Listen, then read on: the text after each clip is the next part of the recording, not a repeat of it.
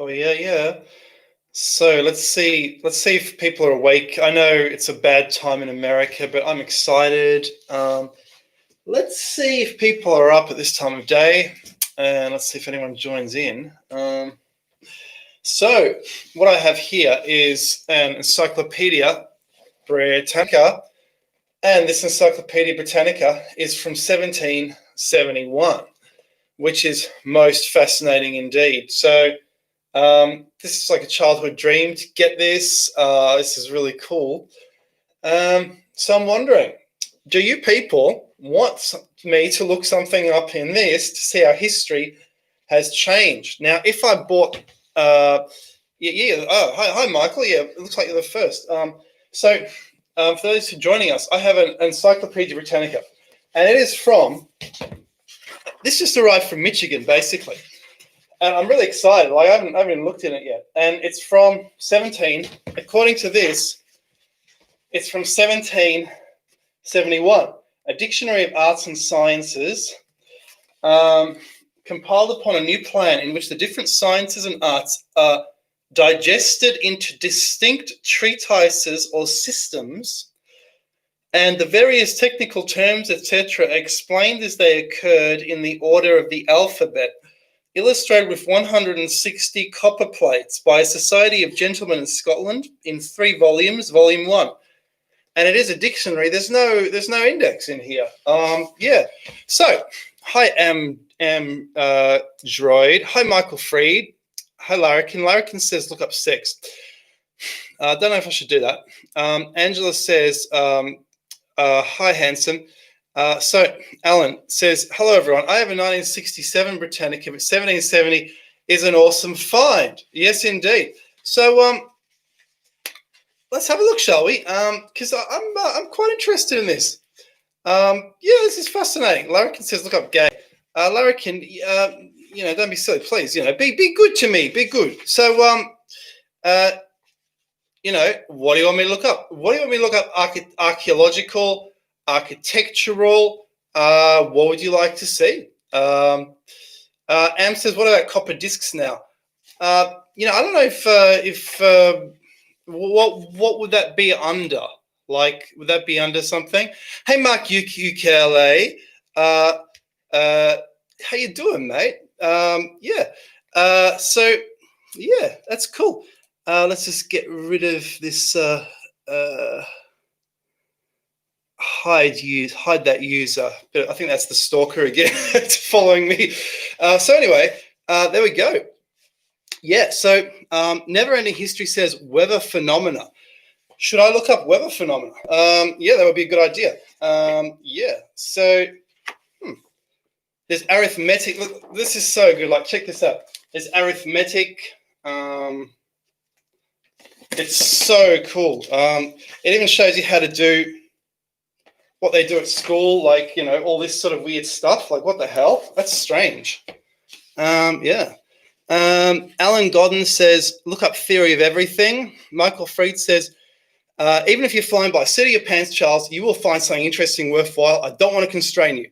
Angela says, so friggin' cool. I love old books. Andy Tuesday says psychology. Sid the Monkey one says, look up the 5 races of humans. So but how do what do I search for? Because this is a dictionary. Yeah, it's a dictionary.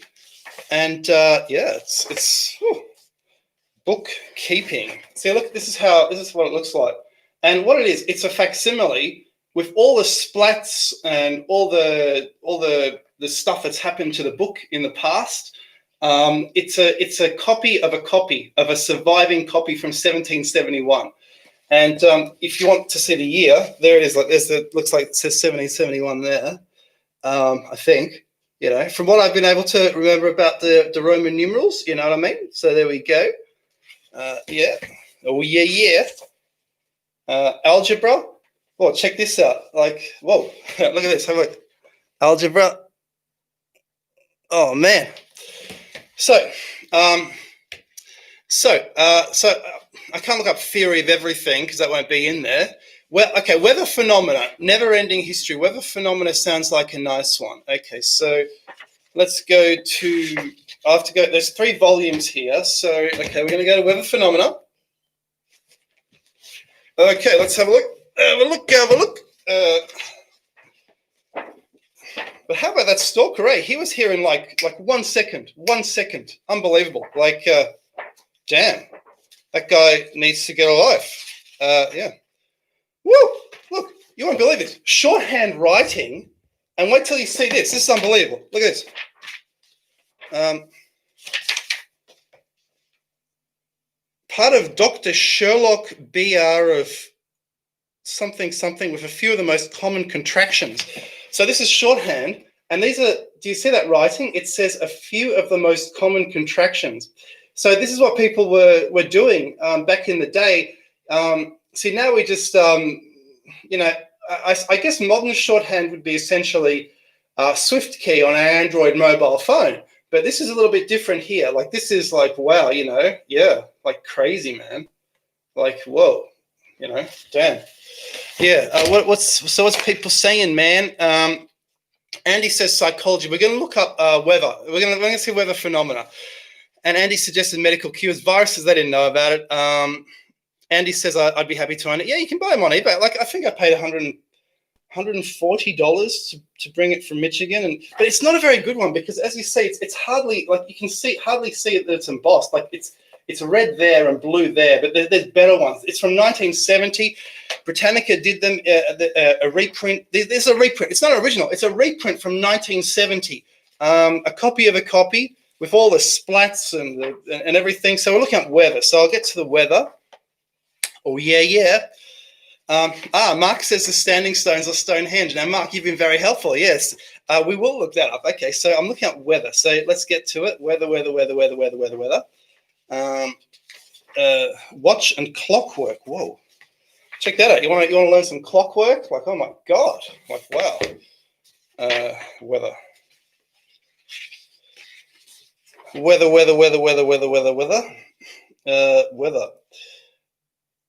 Weather. I found weather. Okay, weather is a paragraph because it's like a dictionary. You see, they quickly expanded it. It's only 3 volumes. They quickly expanded it beyond 3 volumes. So let's look at this. Okay. Yeah. So, oh yeah, that stalker is here again. Like you know, this video is the evidence. You know, damn. Like, how do you get rid of these guys? Like, damn. There he goes. We'll see if he comes back. Yeah, he needs to get a life. Like, what the hell? Damn. Strange. Oh, there he's gone again. Good. So, weather. So I'm going to read weather. Okay, a state or disposition of the atmosphere with regard to heat, cold, wind, rain, frost, etc. As it is in the atmosphere that all plants and animals live, and as that appears to be the great principle of most animal and vegetable productions, alterations, etc., there does not seem anything in all philosophy of more immediate concernment to us than the state of the weather and a knowledge of the great influence it has on our bodies. What vast but regular alterations a little turn of weather makes in a tube filled with mercury or spirits of wine, or in a piece of string, etc. Everybody knows in the common instance of barometers, thermometers, etc. And it is owing partly to our inattention, partly to our unequal and intemperate course of living that we do not feel as great and regular ones in the tubes, cords, and fibers of our own bodies. Did you understand that? That was weird. Like, damn, that was strange. Yeah, so what do people say? People say flat Earth. I don't think it'll be in there. When was Antarctica? Okay, I'll look up Antarctica. Let's have a look. Hey, Joshua. Hey, Sid. Sid. Jules Verne. Hello. Okay, so we'll look up Antarctica. Okay, I'm going to look up Antarctica. So weather didn't tell us very much. Maybe we would have to look up cloud or cyclone or something, because it seems to act as a dictionary. So that's quite interesting. It doesn't have the huge articles like the later Britannica has. And actually it says, utility ought to be the principal intention of every publication. Whether this intention does not plainly appear, neither the books nor the authors have the smallest claim to the approbation of mankind. To diffuse the knowledge of science is the professed design of the following work. What methods, it may be asked, have the compilers employed to accomplish this design? Not to mention original articles, they have had recourse to the best books upon almost every subject, extracted the useful parts, and rejected whatever appeared trifling or less interesting. Instead of dismembering the sciences by attempting to treat them intelligibly under a multitude of technical terms, they've digested, okay, it goes on, they've digested the principles of every science in the form of systems or distinct treatises and explained the terms as they order in the order of the alphabet with references to the sciences to which they belong. So that's how this is different to a modern Encyclopedia Britannica, which is quite interesting. So yeah, Angela says, I actually had a stalker once, good looking and younger dude too. He was walking home from an appointment and this dude and his extremely quiet car pull up beside me in a driveway. And I had to deal with him a year. Damn. So for those just joining us, yeah, this guy's stalking me onto here now, and he's popped up with 2 accounts now, which I've just hidden. But this is the evidence, So yeah, there we go. So there we go. Cool. I'd like to get lots of evidence on this guy. I'm collecting the evidence. A lot of fun. So Googers on Twitterberg says firmament. Yep. Okay. So what were we looking at now? I've forgotten. Okay. Standing Stones, Stonehenge, but there was one before that, wasn't there? Antarctica, right. Antarctica. Right. This is cool as. Like tulip root. Look at this. This is beautiful. It's amazing. I love it. Yeah. Antarctica. Anatomy. This is so. Oh, hey, anatomy is a huge article. It's like a book. It's like 100 pages or so. It just goes on and on and on. Like, wow. Wolf says, try searching Illuminati or Bilderberg. Mary Wood says, could you look up hyperdimension? No, this is from 1771. They're not going to have Tartaria. They're not going to, they might have Tartaria. I'll look up Tartaria later. I'm just going to find Antarctica first. So I've seen that the weather article hardly tells us anything. It's like you get rheumatism or you feel it in your joints. That's what it was saying, or something like that. Annuities. You want to learn about annuities? And, back then you could buy an annuity. You would invest in an annuity like that. Antarctica. Antagonist, Antarctic. So Antarctic. So it's a very small article, Antarctic. It starts there, and it basically says, in a general sense, denotes something opposite to the Arctic or Northern Pole. Hence, Antarctic Circle is one of the lesser circles of the sphere and distant only 23 degrees, 30 minutes from the South Pole, which is likewise called Antarctic for the same reason. Now, this is kind of, might even be before this discovery. This is 1771. Is this before that? I guess they knew about Antarctica. It doesn't mention that there's land mass. It doesn't mention hardly anything. Like wow. And this is 1771. So this is even before Australia, because they just had New Holland in this time, because Australia was basically what Captain Cook found in 1778, the eastern coast. He discovered the eastern coast, and they say he didn't discover Australia. He did, because they thought Australia was Antarctica. Australia was the name of Antarctica. So if I look up Australia, it'll probably, I'll look up Australia. This should be interesting because we're close by. Then we'll get to Stonehenge. So architecture article, it seems to be huge. There's a huge article on it. Like, wow, this is amazing. Michael says it's 2:30 a.m. where I am. So yes, sorry about that. I know it's not a good time for Americans, but I just feel like doing it now. So that's why I just popped on. So yeah, man. Yeah. That's nice. So Australia. Oh yeah.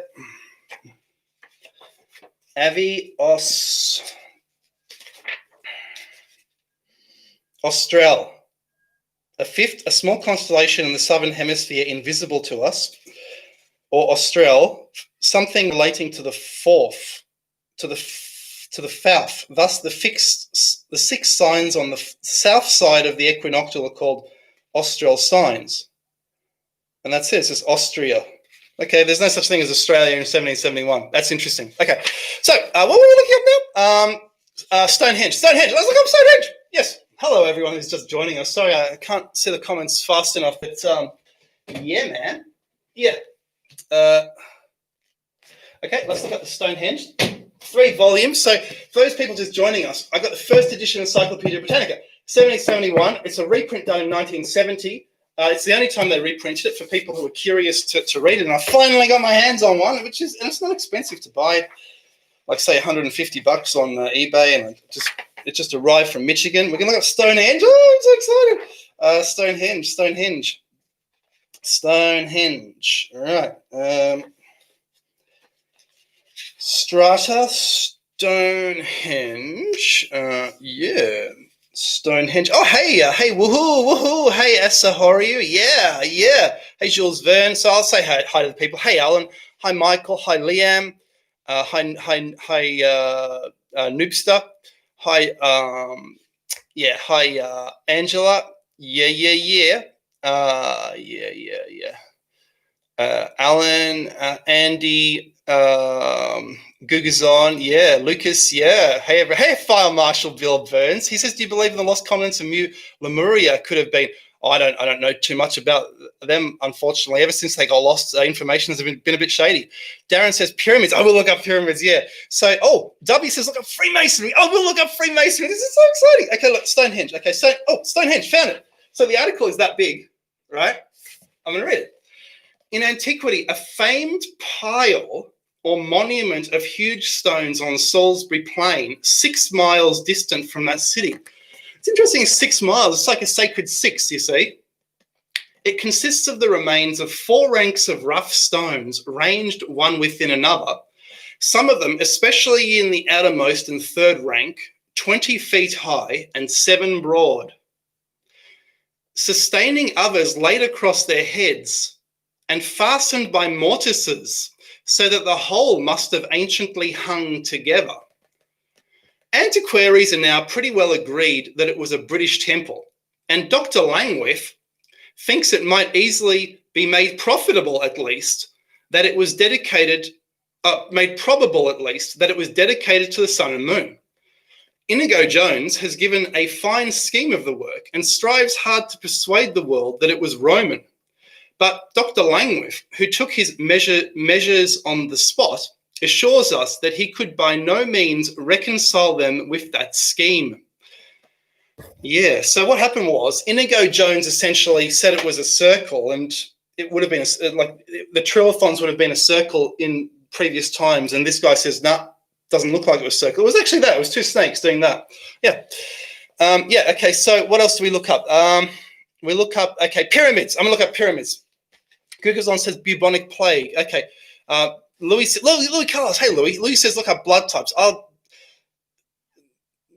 will look up blood types. I'll look up blood later. We'll look up pyramids. Right. Pyramids. You want to see pyramids?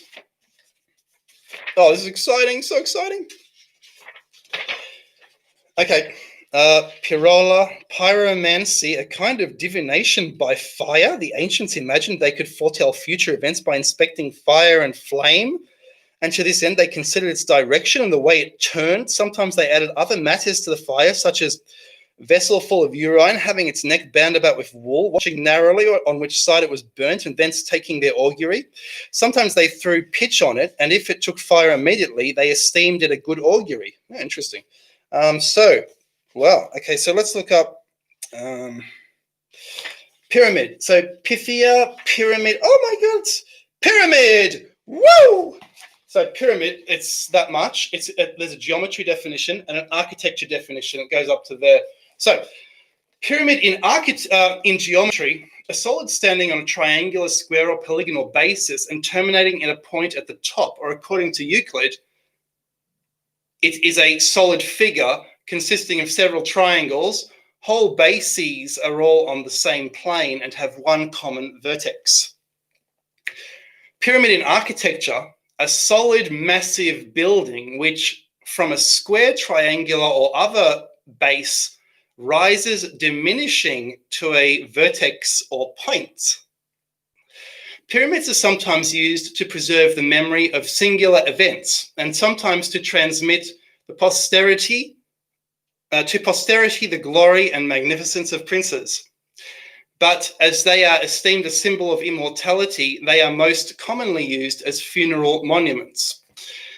Such is that of Cestius at Rome and those other celebrated ones in Egypt, as famous for the enormity of their size as their antiquity. These are situated on the west side of the Nile, almost opposite to Grand Cairo. The base of the largest covers more than 10 acres of ground and is, according to some, near 700 feet high, though others make it but 600, and some but little more than 500.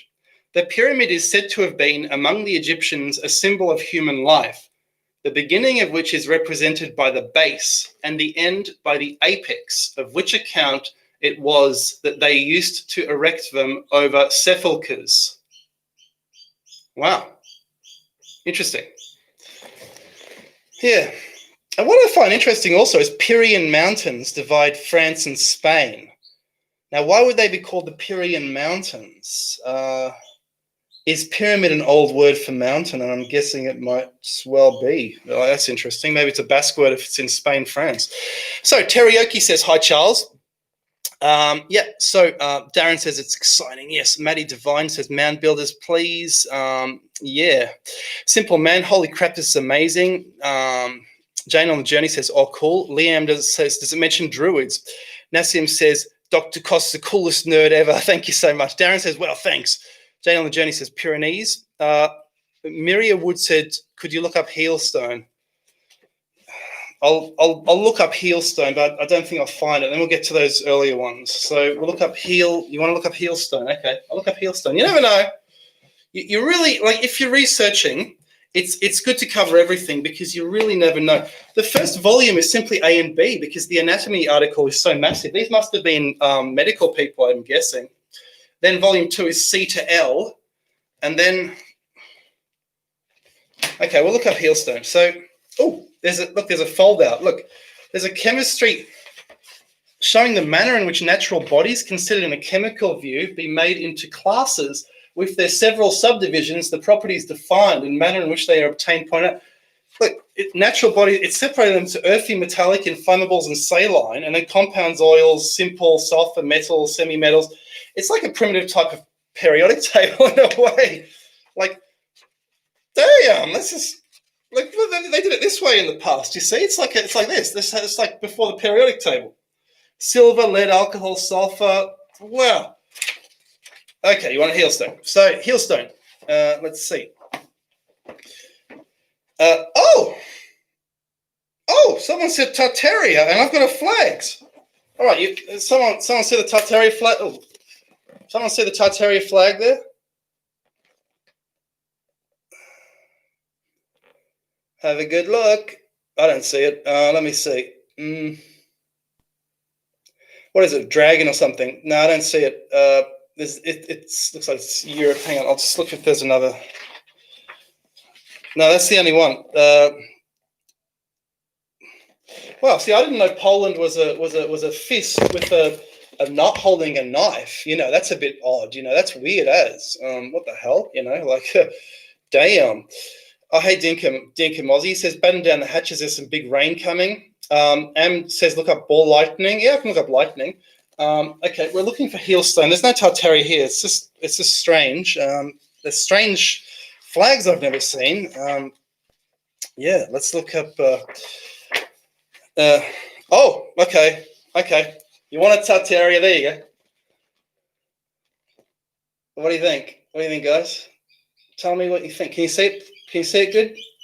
So I notice it says China, and then above China it says China Tartary, right?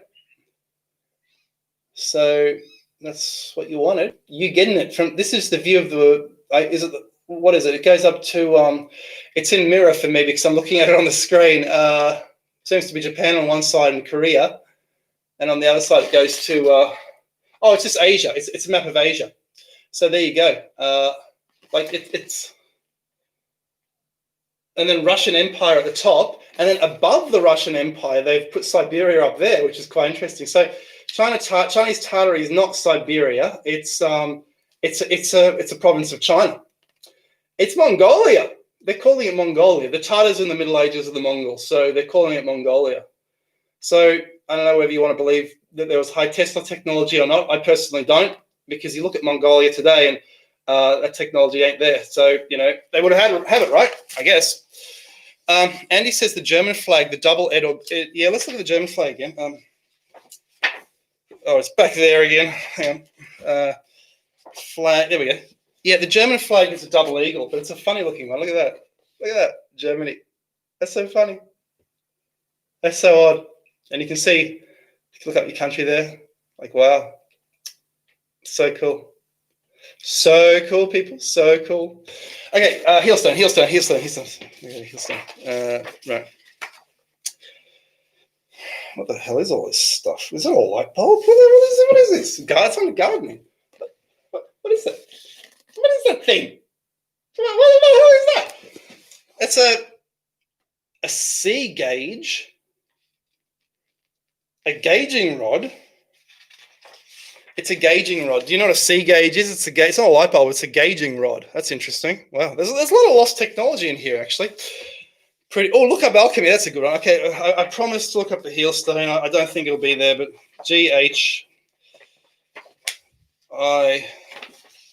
What the hell is this? This is huge. A grammatical table. Look at that. A grammatical table. It's enormous. Wow.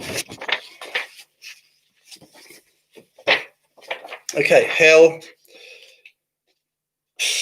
The hell article is big. Heel. Heel. Heel.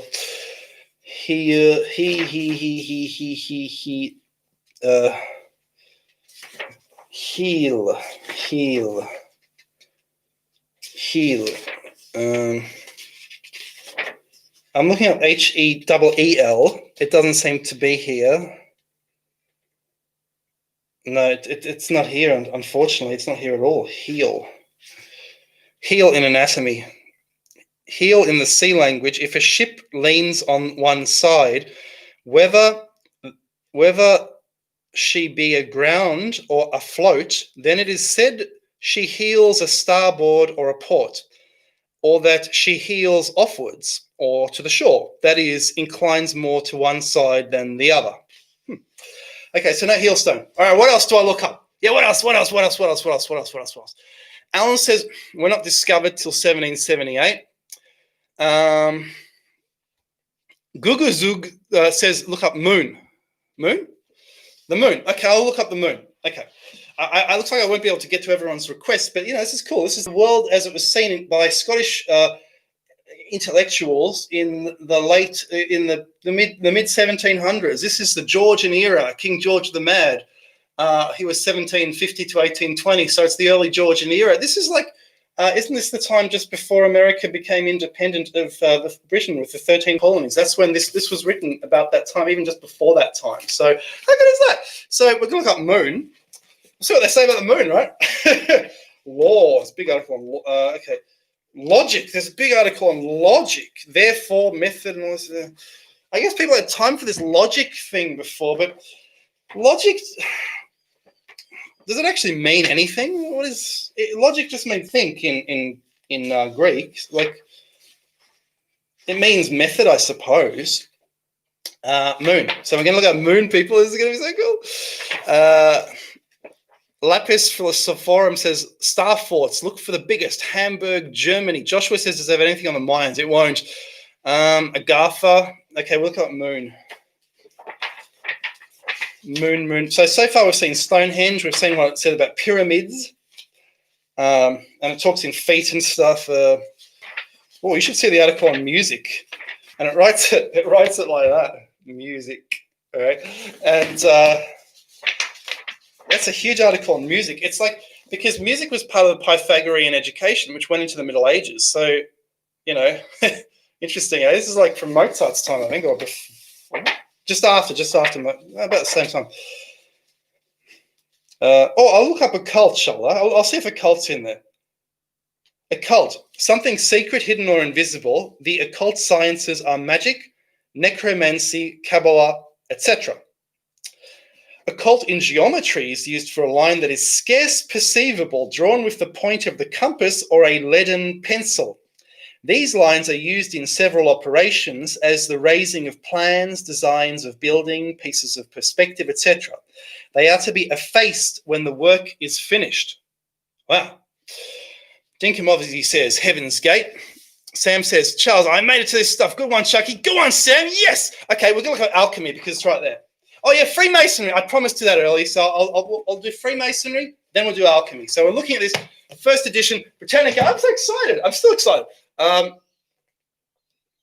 C to L, right? It's got an article on electricity. It's a big article. Like, oh, there's a picture. Oh, let's see what it says. Okay, this is the picture plate on electricity. So there we go. What the hell is going on there? Oh no, it's elephant. No, sorry, it's cloud. Okay, the electric thing is on top. It's called a cloud machine. What the hell is a cloud machine? What the hell is a cloud machine? I don't know what a cloud machine is. It looks like you've got this fellow or a robot. It says electrical machine, and then it says it looks like a precursor of a Wimshurst machine, and it generates clouds. Most fascinating, like, damn. Like, what the hell is it? And in the electricity article, it talks about the prime conductor, a hollow vessel of polished copper in the form of a pear supported by a pillar and firm basis of baked wood, and it receives the electrical matter by means of a long arched wire or rod of very soft brass, easily bent into any shape and raised higher or lower as the globe requires. It is terminated by an open ring in which are hung some sharp-pointed wires playing lightly on the globe when in motion. The body of a conductor is furnished with holes and sockets for the insertion of metallic rods to convey the fire wherever it is wanted. So they're calling a spark or something the fire. Damn, look at this. What is this stuff? What is that stuff? Priestley's electrical machine. The battery. So this is a battery from the time when America was becoming independent. There you go. And when Australia was, just before Australia was discovered, the East Coast was discovered by Captain Cook. So odd, isn't it? Like, wow. Okay, now what was I looking for? Freemason. Okay. Freemason. F. We'll probably do another. No, I don't know if we'll do another video on this one because then we'll look up the same topics. Oh no, we'll do another video, but I'll look at, yeah, why not? Because there's so many. So Freemason. Free, okay. Free.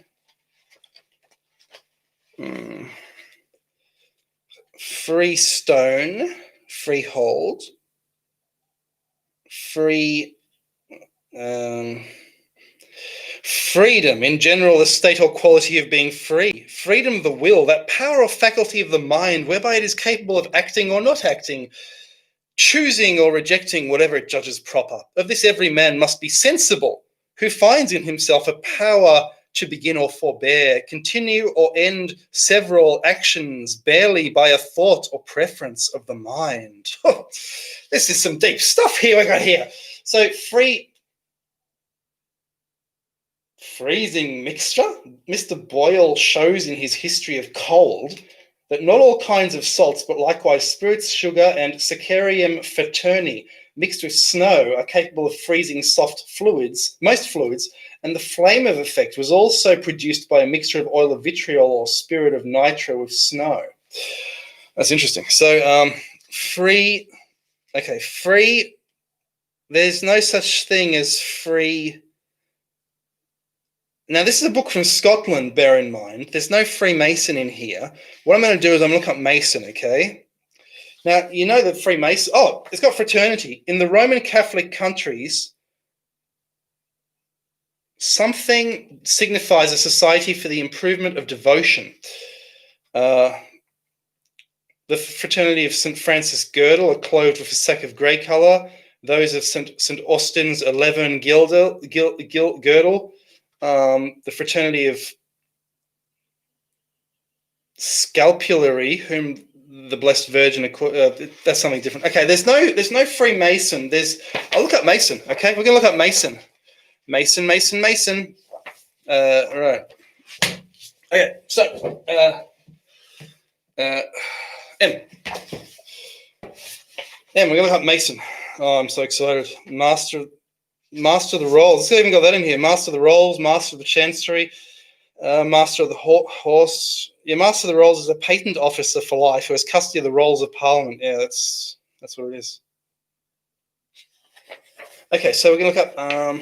There was a high office in Britain, like a British archivist, like an official archivist. So, medicine, mechanics. Check out the mechanics article, like mechanics, and then look at that. That's beautiful. Eh? It's like Leonardo da Vinci's drawings. Like, wow. Yeah. Jane says, look up neutrino. This is from 1771. I don't know if it's going to have a neutrino in here. You know, I really don't know about that. But let's look at Mason. Let's look at Mason. So, M-A-S.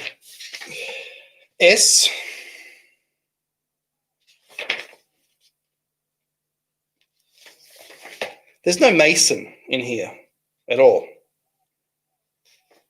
Mason, a person employed under the direction of an architect in raising a stone building. Free and accepted masons. Free and accepted masons. So it says, a very ancient society or body of men, so called, either from some extraordinary knowledge or masonry or building, which they are supposed to be masters of, or because the first founders of the society were persons of that profession.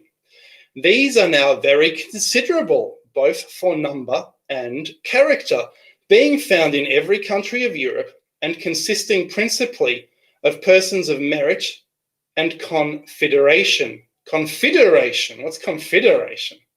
Guess confederation. As to antiquity, they lay claim to a standing of some 1,000 years. Really? I didn't know Masons claimed to be 1,000 years old. I thought they were invented during, I know the Illuminati was invented during the French Revolution, but according to this, the Masons claim to be 1,000 years old in 1771, which means they were founded in the Dark Ages. That's interesting. So it goes on. What the end of their institution is still seems in some measure a secret, and they are said to be admitted into the fraternity by being put in possession of a great number of secrets called the Mason's Word, which have been religiously kept from age to age, being never divulged. I've never heard of any of that before. What's the Mason's Word? Looks like, so they give them all these secrets, the Mason's Word, then they're not allowed to divulge it. And they're 1,000 years old, and they're all over Europe. That's very interesting. I'm going to read you the architectural masonry definition as well. Maybe that fits in. In general, a branch of architecture consisting in the art of hewing or squaring stones and cutting them level or perpendicular for the uses of building, but in a more limited sense. Masonry is the art of assembling and joining stones together with mortar. See architecture. Okay, now we'll look at alchemy. That was cool. Eh? How good is that? Alan says Masons go back to Solomon. Lucas says master of the universe. Maddie says Mason is close to mound builders. You know, you talked me into it. You're very persuasive. So let's go to mound builders. But mound builders is an American word. Were they called mound builders in 1771? We're going to find out. So, what's going on there? Evan says only 1,000. Sean says Tartary. Now, we showed a map of Tartary earlier. It's there. It's Chinese. It's called Chinese Tartary. And I've never seen that map before. It looks like it's just a Britannica. It looks like the pictures in here are just made for this Britannica, and it's not very well known. These three books. So we're going to look at mound builders, molding, mound.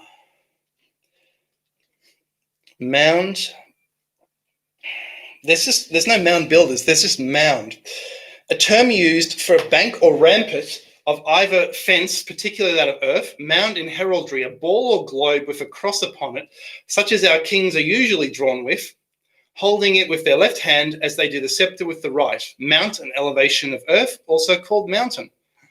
Yeah, cool. Nice. So that's very interesting. Yeah, cool. So there's no mound builders. Okay, there we go. Dev says Kaimentari.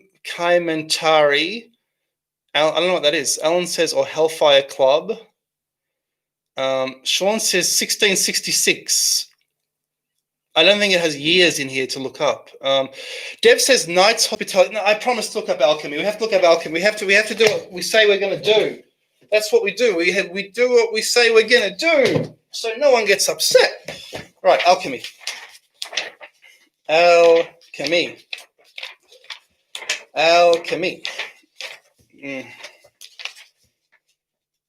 What the hell is this stuff? An iron plow. Oh, cool. You want an iron plow? So this is before the tractors of the 20th century. It is different types of iron plow attached to your horse. Whereas the tractors, it seems to me, I read a book about inventing. It seems to me all the different types of inventions in between 1900 and the 1920s with the petrol motor created the population boom at present in the world. Like all those tractor inventions and things. Anyway, so woo. Yeah. Okay. So yeah. What were we looking for again? Alchemy. That's right. Algebra. Bloody. Look at that. You want to? What the heck? What the heck is that? What the heck is that? Yeah. So we're going to alchemy. We're going to see what it says about alchemy. Is it going to say? Okay. Is it going to say in 1770? Is it going to say? We should even make a bet about this. Is it going to say alchemy is obsolete, or is it going to say alchemy is chemistry? It's going to be fun. Well, it's got some really cool. They were really into drawing these dead birds back then. They really loved their dead birds because I suppose they could only draw a dead one. It was easy, right? So, Alcantara, a city of Spain. Knights of Alcantara, a military order of Spain, which took its name from the above-mentioned city. The Knights of Alcantara make a very considerable figure in the history of the expeditions against the Moors. Alchemy. Okay, alchemy. Alchemy and alchemist. C. Alchemy. C. Oh no, I was looking at alchemy. Alchemy. Okay, it's tiny. The article, unfortunately, is tiny. Practitioner of alchemy. That branch of chemistry which had for its principal objects the transmutation of metals into gold, the panacea or universal remedy, an alkahest or universal menstruum, an universal ferment, and many other things equally ridiculous. See Chemistry Introduction. There you go. So alchemy was dead in 1771. There we go. I wonder if it was alive, but I believe it was alive 100 years earlier, because 100 years earlier, and it wasn't Newton doing it. So there you go. 100 years earlier, it was still around. So that's what. So this is now. You see, this is the revolutionary period. This is 1770. This is the revolutionary period, 1771. So this was the time of the Age of Reason. This is when in France they said we're in the Age of Reason now. Why is there a king? Why are they living like kings? Let's chop their heads off, man. You know. It was the same as what's happening now shouldn't say that, should I? Shouldn't say that, right? Okay, so what are we gonna look up next? How about dinosaur, dragon, and serpent? Now, what do I look for? What do I look for to find dinosaur, dragon, and serpent? Like, what do I? It won't have dinosaur, or will it? I'll look up dinosaur for you. Dinosaur. All right, let's see. D-I-D-I-D-I-D-I-D-L, and then we'll see what people are saying. So, dinosaur. What the hell is that? A bell seft? What is that? Can someone tell me what that is?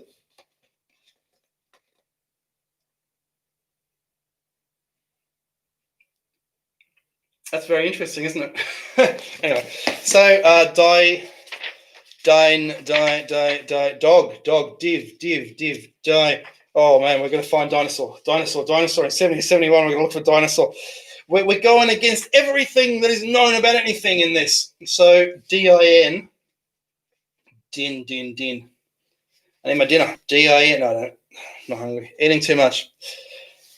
A diploma in chemistry is a double vessel. Well, I didn't know that. Wow. Okay, so there ain't no dinosaur, people. There's no dinosaur here. Someone wanted to know hyperdimension. It just has dimension, okay? Dimension in geometry is either length, breadth, or thickness. Hence, a line hath one dimension, viz. Length. A superficies two, viz. Length and breadth. And a body or solid has three, viz. Length, breadth, and thickness. Cool, and that's it. So dino, there's no dino. I'll look up dragon. I'll look up dragon, okay? And we're going to find dragon. Okay, I have to look up dragon. There's no other way to find dinosaur, I guess. I'll look up dragon. Dragon. In zoology, see Draco. So Drake is the English name. Dragon's blood in pharmacy, a resin brought from the East Indies, whether in oval drops, wrapped up in slag leaves, or in a large masses composed of smaller tears. The fine dragon's blood of either sort breaks smooth, free from any visible impurities of a dark red colour, which changes upon being powdered into an elegant bright crimson. Is this the indigo of the West Indies? It dissolves in pure spirit and tinges a large quantity of the menstruum of a deep red colour and is also soluble in oils. It is usually looked upon as a gentle astringent and is sometimes prescribed against seminal gleats or flua albus and other fluxes. Cool. So we're going to look up Draco, Dracontic, Drabber, Draco. I should look up Dracula while I'm here, eh? When was that written? That was written in the 1800s. It won't be here. I'll look it up as well. But no, there's no Dracula. But I'll look up. No, there's no Dracula. But there's lots of like words based on dragon. Okay. So dragon. Draco in zoology. It's in zoology. There you go. A zoology. A Draco in zoology, a genus belonging to the order Amphibia reptilia, the characters of which are these. It has 4 legs, a cylindrical tail, and 2 membranaceous wings, radiated like the fins of a fish, but by which he is enabled to fly, but not to any great distance at a time. There are 2 species. You getting this? The volans, or flying dragon, with the wings entirely distinct from the forelegs. It is found in Africa and the East Indies. The prey pose, with the wings fixed to its forelegs, is a native of America. They are both harmless creatures and feed on flies, ants, and small insects. What the hell are they? That's weird. Dracovolans in meteorology, a fiery exhalation, frequently in marshy and cold countries. Is that a ball lightning? A Dracovolans? It is mostly in summer, though principally seen playing near the banks of rivers or in boggy places, yet sometimes mounts up to a considerable height in the air, to the small terror of amazed beholders, its appearance being that of an oblong, cigar shape, sometimes roundish, fiery body with a long tail. It is entirely harmless, frequently sticking to the hands and clothes of people without injuring them in the least. What the heck? It seems to be just a Dracovolans. Seems to be a ball lightning. I bet you if you look up ball lightning, they've never heard of Draco. Bet you no one researching ball lightning has heard of a Draco volans. I've never heard of it before. I'm gonna write that down. Draco volans, and like swamp gas. You see, it's from marshy and cold countries. Draco volans. That means moving. That means I don't know what that means.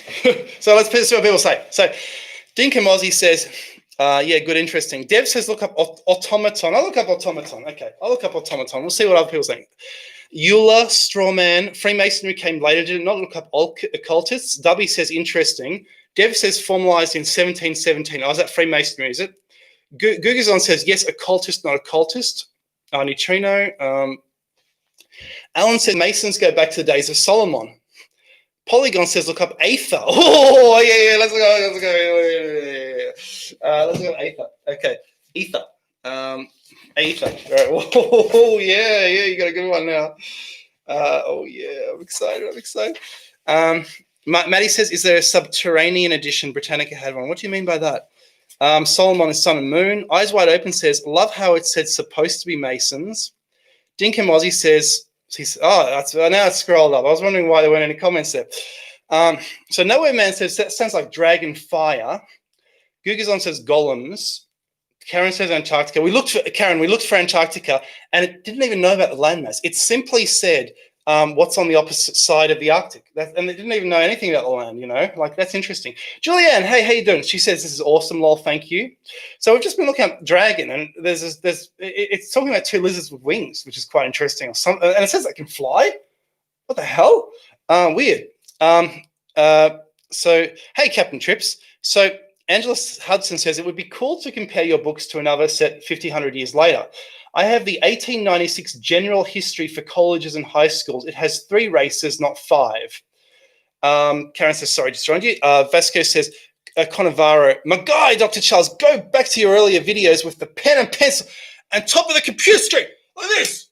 The problem is every time everyone has a different opinion, and I go back and then people say, oh, no, I don't like it anymore, And the problem with the pen is it's dramatic, but they you know how it is. People you do that with a pen, and then people say, I can't see the screen. Yeah, so there you go. So what are we looking up again? We're going to look up something. So we've just seen that a ball lightning is called a Draco volans, and it's a harmless ball which can be oblong shaped, I guess, like a UFO. So there you go. Draco volans is maybe an old name for a UFO. Yeah. So Nassim says, look up necromancy. Now, I think we saw something like that when we looked up occult. Interesting. I forgot what I was going to look up. What was I going to look up? I was going to look up something. I can't remember what I was going to look up.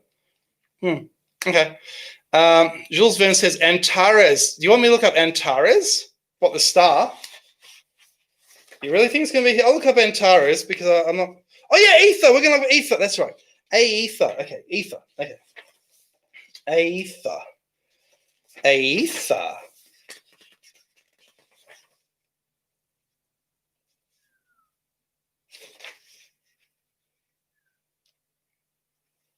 Okay, there's a historical article on the imaginary fluid of ether, and there's one in chemistry. Ether in chemistry is a name given to any volatile spirit. The spirit generally goes by that name, is produced by distilling spirit of wine with oil of vitriol, that's sulfuric, and then precipitating with an alkali. So the article on ether is quite large. So the article starts here. I'll read the first 2 paragraphs, okay? That should cover it. And then it goes on. And you see that there's a lot more. That's all on ether. And then there's more. There is a PDF of this, probably, I'm sure, available as well. You could look up because it's got to be public domain. I'll read the first 2 paragraphs. Ether, the name of an imaginary fluid supposed by several authors, both ancient and modern, to be the cause of gravity, heat, light, muscular motion, sensation, and, in a word, of every phenomenon in nature. Anaxagoras maintained that ether was of a similar nature with fire. Perrault represents it as 7,200 times more rare than air. And Hooke makes it more dense than gold itself. So Robert Hooke thought it was more dense than gold. Whoever has an inclination to know the various hypotheses concerning ether may consult Chabert, Perrault, Hooke's posthumous works. I'll just show that so you can consult on yourself if you're interested, because that was the opinion right there. That was the opinion on ether. So can you see that, guys? Is that okay? Like, you can always freeze frame that. But anyway, before the method of philosophizing by induction was known, the hypotheses of philosophers were wild, fantastic, ridiculous. They had recourse to ether, occult qualities and other imaginary causes in order to explain the various phenomena of nature. But since the days of the great Lord Verulam, who may be styled the parent of genuine philosophy, who the hell is Lord Verulam, the parent of genuine philosophy? A contrary course has happily been followed. He convinced the world that all knowledge must be derived from experiment and observation, and that every attempt to investigate causes by other means must be unsuccessful. Well, like modern cosmology. Since his time, the best philosophers have followed the tract which he pointed out: Boyle, Locke, Newton, Hales, and a few others. In little more than 1 century have improved and extended science far beyond what the accumulated force of all the philosophers since the creation have been able to effectuate. So you see, we think the 20th century was incredible. They think this century was unbelievable. A striking proof both of the comprehensive genius of Bacon and of the solidity of his plan of investigation. Oh, so is this Lord Verulam, Roger Bacon, probably? I think that's what they mean. Francis Bacon, sir, Francis Bacon. Maybe Roger Bacon, I don't know, who was medieval. So it must indeed be acknowledged that there is propensity in the human mind which, unless it be properly restrained, has a direct tendency both to corrupt science and to retard our progress in it. Wow, they were so knowledgeable. Not contented with the examination of objects which readily fall within the sphere of our observation, we feel a strong desire to account for things which, from their very nature, must and ever will elude our researches. Even Sir Isaac Newton himself was not proof against this temptation. It was not enough that he had discovered the nature of light and colours, the application of gravity to the motions of the heavenly bodies, etc. He must go further and attempt to assign the cause of gravity itself. But how does he proceed in the matter? Not in the way of experiment, which had led him to his former discoveries, but in the way of conjecture, which will never lead any man to truth. He had recourse to a subtile elastic ether, not much different than that from the ancients, and by it accounted for everything he did not know, such as the cause of gravitation, muscular motion, sensation, etc. Notwithstanding the reputation of Sir Isaac, philosophers have generally looked upon this event as the foible of a great man, or at least as the most useless part of his works, and accordingly peruse it rather as a dream or romance than as having any connection with science. But we are sorry to find that some late attempts have been made to revive this doctrine of ether, particularly in differentiation, particularly in a dissertation, De Ortu Animalium Caloris, published in May last. As the revival of an old doctrine becomes in some measure a new one, we shall plead no other apology in inserting a specimen of the method of reasoning involved in this differentiation. The author makes frequent use of a species of argument termed dilemma by logicians. For example, in the first part of the work, after endeavouring to prove that animal heat cannot be owing to fermentation, the motion of the fluids, and other causes that have usually been assigned, he draws this conclusion. If none of these causes are sufficient to produce the effect, therefore by dilemma, he says, it must be sought for in the nature and action of the nerves. This is a new species of dilemma. If the author has proved that the cause of heat in animals could not possibly exist anywhere, but either in fermentation, the motion of the fluids, etc., or in the nerves, after having disproved its existence in all the rest, his conclusion in favour of the nerves would have been just. But as he has not so much as attempted this, the conclusion is not only false, but ridiculous. And it goes on and on. So he says that such quick emotions cannot be produced without the intervention of some extremely elastic power. And as Sir Isaac Newton has shown, that the impulses which occasion the different sensations must be owing to an elastic power. Therefore, the muscular motions of animals must be occasioned by the oscillations of some elastic power. But, he says, as this elastic power cannot exist in the solid nervous fibers nor in any inelastic fluid, therefore, by dilemma, it must exist in an elastic fluid, and hence also by the former dilemma, this elastic fluid, this is like reading Immanuel Kant, this elastic fluid must be seated either in the nerves or in the medullary substance.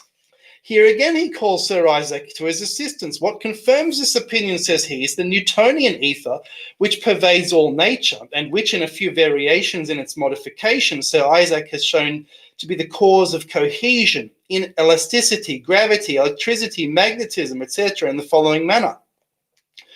As the rays of light, when reflected, do not touch the solid parts of bodies, but are reflected a little before they reach them, it is plain that the ether not only fills the pores of bodies, but likewise floats upon their surfaces, and hence it becomes the cause of attraction and repulsion.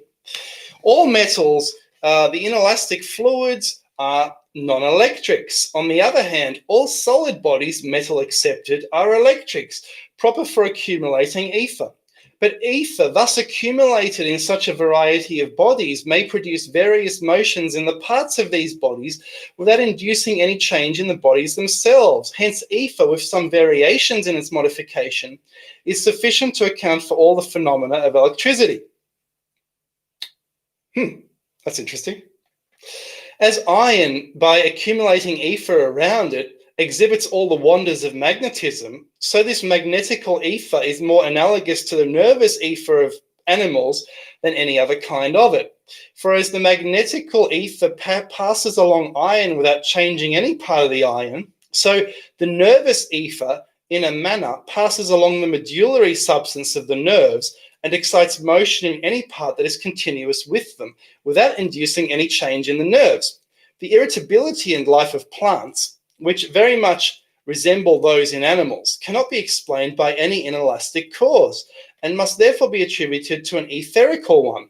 Lastly, as the common ether is differently modified in each of the substances above taken notice of, and also produces various motions or effects peculiar to each, it likewise varies and has some peculiar qualities when residing in animal bodies, so that the nervous or animal ether is not exactly the same, but differs in some respects from those species of ether which give rise to cohesion, gravity, magnetism, electricity, etc.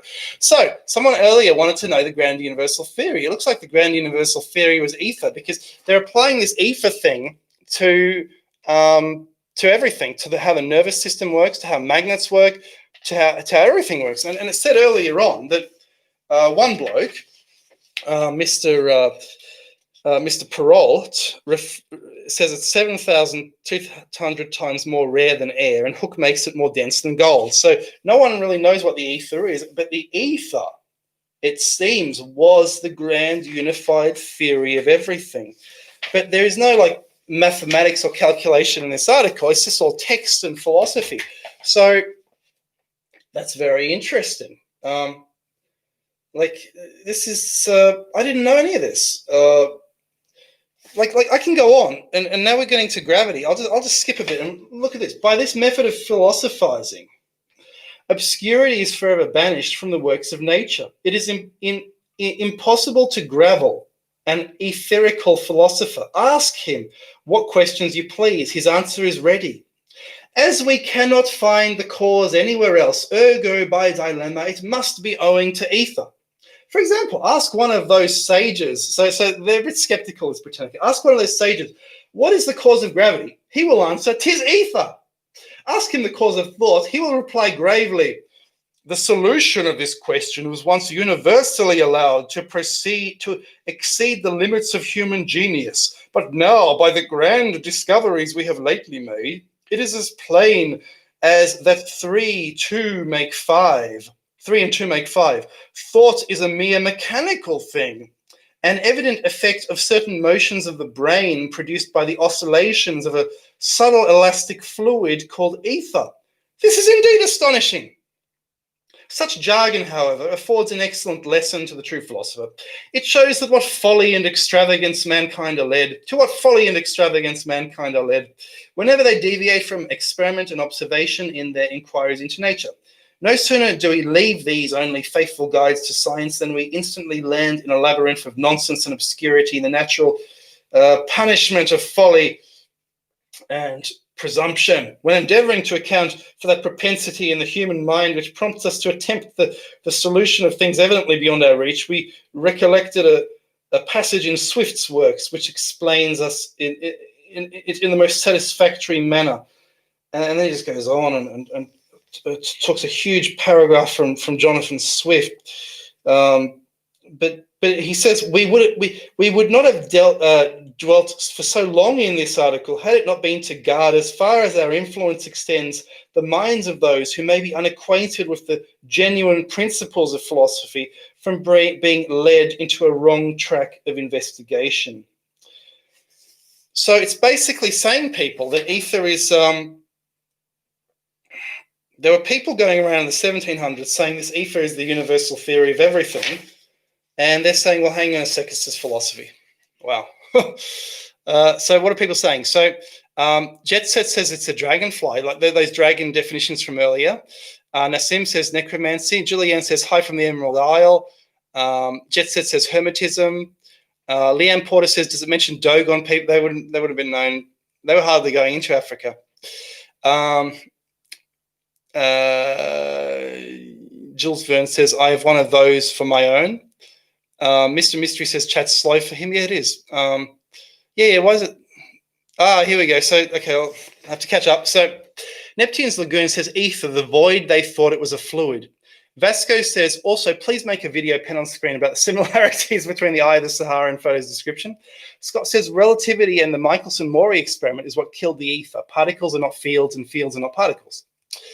J.M. Smith says, look up black. You better not be that guy again. Maddie Devine says money. Ralph Leonardo McMurray says Hermetism is a good call, or Hermes Trismegistus. Maybe I'll look that up. Yeah. Noah Man. Yes, ether is the original theory of matter and basis of electric universe. Josh says, so Nikola Tesla is right. Never-ending History says, dot in between digital something. Mary Wood says, does the term Bretonum appear in the encyclopedia? It's more a dictionary, I have to say. It's like an expanded dictionary. I don't know if that'll be in there, like, because that's not a thing to look up. It's just a term, isn't it? And there's no index, unfortunately. It's just a dictionary. Evan says, imagine a world without communism. Well, you're turning to John Lennon there. Interesting. So Ralph Leonardo McMurray, you sound a bit like Ralph Waldo Emerson, actually. He says, never-ending history, just remove the dots from the address. Captain Tripp says, Roosevelt's wife's maiden name was Roosevelt, and she was his cousin. Lol. Making a music that says, look up black or Sapphire. I don't want to look up races. That would be, you can't. The problem is you can't even touch these subjects anymore. Like, you cannot touch them. You just can't. That's the way it is. Neptune's Lagoon, ether, the void, they thought it was a fluid. Okay, so what else? Sephardic. Should I look up Sephardic? This is people in Scotland. I'm going to look up Sephardic just for you. But this is people, gentlemen in Scotland who they, in 1771, look up Sephardic. I bet you, I'll have to look up Jew though, but look up Sephardic. Sephardic, Shepherdic, right? They're shepherds. That's where it comes from. Let's look it up. Well, how about that ether? That's amazing. It was a universal theory. Like, wow. There's a huge. You wait till you see this. All right, battleship. All the numbers, and they're showing what all the numbers refer to. And there's another picture. Look at that. How cool is this? Like, wow, that's unbelievable. Incredible.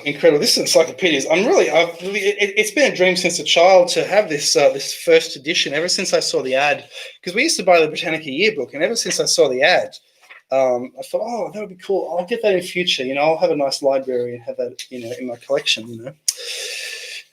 Ship. Is it Shepardic or Sephardic? Sephardic. You've written Sephardic. It's Sephardic indeed. So it's not named after shepherds. It's named after Seph. These are the people, Sephians. Set. Sestos. Okay, set is used by farmers and gardeners to express the young plants of the white thorn and other shrubs, which they use to raise their quick set hedge. Sethians in church history are Christian heretics, so called because they paid divine worship to Seth, whom they looked upon to be Jesus Christ, the Son of God, but who was made by a third divinity and substituted in the room by the two families of Abel and Cain, which had been destroyed by the deluge. These heretics appeared in Egypt in the 2nd century, and as they were addicted to all forms of debauchery, they did not want their followers, and continued in Egypt about 200 years. They did not want for followers and continued. So as they were addicted to all forms of debauchery, they did not want for followers and continued in Egypt. So these guys, they do have a sense of humor. This is a society of gentlemen in Scotland who wrote this. This is hilarious. And continued in Egypt for 200 years. Right. As for Sephardic, yeah, I'm afraid there's no such thing as Sephardic in this.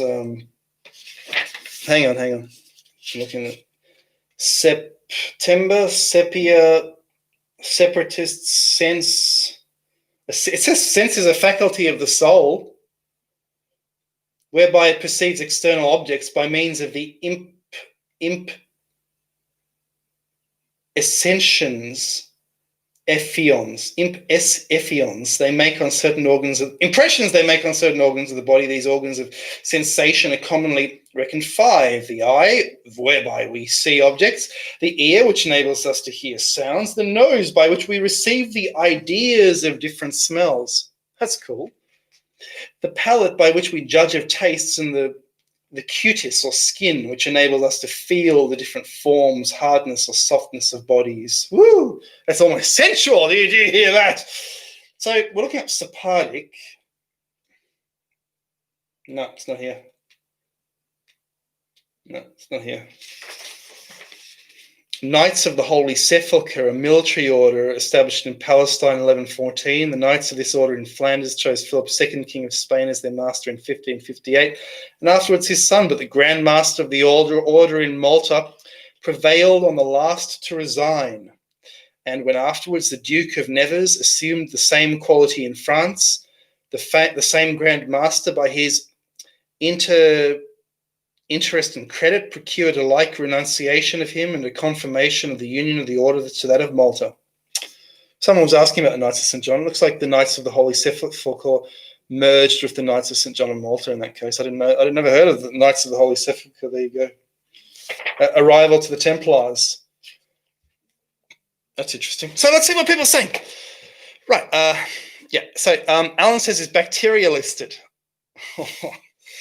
Oh, Sphinx. Am says, look up Sphinx. We're in the Sphinx area. Let's look up Sphinx. Jugagon says, look up Israel. Captain says, look up Ethiopia. Here's a good one. Labyrinth. Wonder if they speak Egyptian original. Hawara. What are other people saying? Hi, Mabel. Liam says they sure look like light forms. So he's talking about the other ones. Shapari, Sapara, Sardis. You want me to look up Sardis? I'll look up Sardis because that seems to be related, but the other ones, no, were not there. Sardis, the ancient capital of Lydia in Asia, now in ruins. There you go. That's what it says about Sardis.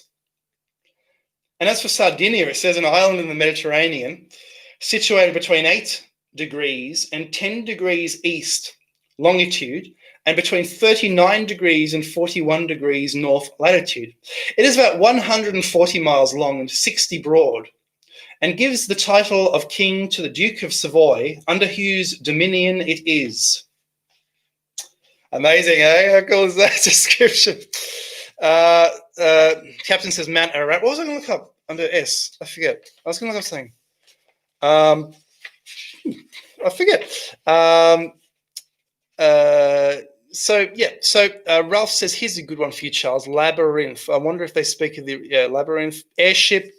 Oh yeah, I was going to look up bacteria. We'll keep it to. Maybe we'll keep it to. Let's. There won't be bacteria here. Like I'm curious. I'm curious about this now, but it won't be here. It'll be something else. Like we would have to look up Lee Van Hoek or something, or microscope or something like that. I'll just look up bacteria. There is no index in this place. It's all alphabetical. We'll see what it says. We'll see what it says. They had microscopes in the like 1700s, so why not? It was a real, something really cool. Wow, this is so cool. Like, see how they mix the plates together? Like, it's so artistic. It's just absolutely incredible. Like, that's so cool. Captain Tripp says animalcules. Okay, I'm curious now. I'm very. Oh! Maybe we can look at Baal while we're here. Baal. No, not here. No, it's not here. You want to hear about Bacchanalia? How about Bacchanalia? Feasts celebrated in honor of Bacchus by the ancient Greeks and Romans, of which the two most remarkable were called the Greater and Lesser. The latter, called Lenia, from a word signifying for winepress, were the preparation for the former, and were held in the open fields about autumn. But the Greater, the Dionysia, from one of the names of Bacchus, was celebrated in the city about the springtime. Both these feasts were accompanied with games, spectacles, and theatrical representations, and it was at this time the poets contended for the prize of poetry. Those who were initiated into the celebration of the feasts represented some Silenus, others Pan, others Satyrs, and in this manner appeared in public night and day, counterfeiting drunkenness, dancing obscenely, committing all kinds of licentiousness and debauchery, and running over the mountains and forests with horrible shrieks and howlings, crying out, Io, Bacchae! Livy informs us that during the Bacchanalian feasts at Rome, such shocking disorders were practiced under the cover of the night, and those who were initiated were bound to conceal them with an oath, attended with horrid imprecations, and the Senate suppressed them first in Rome and afterwards throughout all Italy. Sounds almost like the Freemasons, doesn't it? They have this secret thing. Yeah. David says, look up Crusades. Bacteria, that's what we're here for. Bacteria. Nope. I am afraid that there is no bacteria. Have you ever heard of bacchulometry, the art of measuring accessible or inaccessible heights by the help of one or more baculi, staves, or rods? See geometry. A baculus is a divinatorius. See Virgula Divina. This is so much. Like, whatever you look up, it's there's so much stuff. Hi, where's next? Now, where's next? So for those just joining us, I have looked up Freemasons, not there. I've looked up Mason. It says the Masons are 1,000 years old. It says they claim to be 1,000 years old, and they have secret Mason words. They are given Mason words on their initiation or secrets, which they must keep. And they claim to have certain philosophies dating back 1,000 years. That's what it says. So 1,000 years back from 1771. And it's possibly a secret society, and it says they are very numerous and spreading throughout Europe. So that's before the French Revolution. Baal, I've looked for Baal here. It's not here. I'll look up BAL. Double A, it's not here. These guys haven't heard of Baal, or it's not significant to them. Baal, Ball or Baal in the sea language. The seamen, they call the sailors' language the sea language. The seamen call throwing the water by hand out of the ship, oh yeah, bailing. They also call those hoops that bear about the tilt of the boat, it's bales. That's interesting. Ball. But by the way, I think Baal and ball being the same thing prove an association with the sacred ball game of the Maya, where it was for Baal and using a ball or a ball. You use a ball to play ball. You're playing for Baal. And that proves that the Mayans are old world in a way, I think. What do you think? Bacchae, in antiquity, the priestess of the god Bacchus. These were likewise called Maenades on account of the frantic ceremonies used in their feasts, and also Thyades, which signifies impetuous or furious. They celebrated the orgies of their god, covered with skins of tigers and panthers and running all the night, some with their hair loose, with torches in their hands, others crowned with vine and ivy leaves, carrying a thyrus or rod turned about with ivy in their hand. Along with them went cymbal players and drummers, while they themselves, seized with enthusiasm, made hideous lamentations. Cool. That sounds like things that happen every day. It's interesting. Yeah. So there's no Baal here. Baal. It's just not here. Yeah. I'm just looking and I don't see it. Why is it not here? Don't they know who Baal is? Why is there no Baal? There should be a. I'm unsatisfied with that. I wanted to see what it says about Baal, but they wouldn't even known too much about anything around this time. Notice a ballista also flings things. Why wouldn't it be used as a word to fling balls? You see what I mean? Like, they're tennis. Ball, in general sense, a spherical or round body, whether it be so naturally or turned into that figure by the hand of an artist. Thus, we say a tennis ball, football, cotton ball, etc. Cotton ball. You want to play cotton ball? Yeah. Okay, so there's no Baal. Okay. What are we going to look up? Tartaria. So you want me to look up Tartaria? I'll tell you what, I'll look up Tartaria. Now, we've seen a map of Asia, and we saw that there was a Chinese Tartary earlier on top of China. So it's basically Mongolia on that map. Above that was Russia, and above Russia was Siberia, which was interesting. So David says, look up pagan gods. Baal might be a subsection. So we're going to have a look. What was I looking for? Vitamins would be interesting. Vitamins. They still had scurvy, didn't they? Did they have scurvy in this time? They didn't know. I promise you, they didn't know about vitamins. They knew that you could take fruit, but they didn't know about vitamins. But what I can do, I can look up Tartary, just because this is a dictionary, guys. This is a dictionary. It's which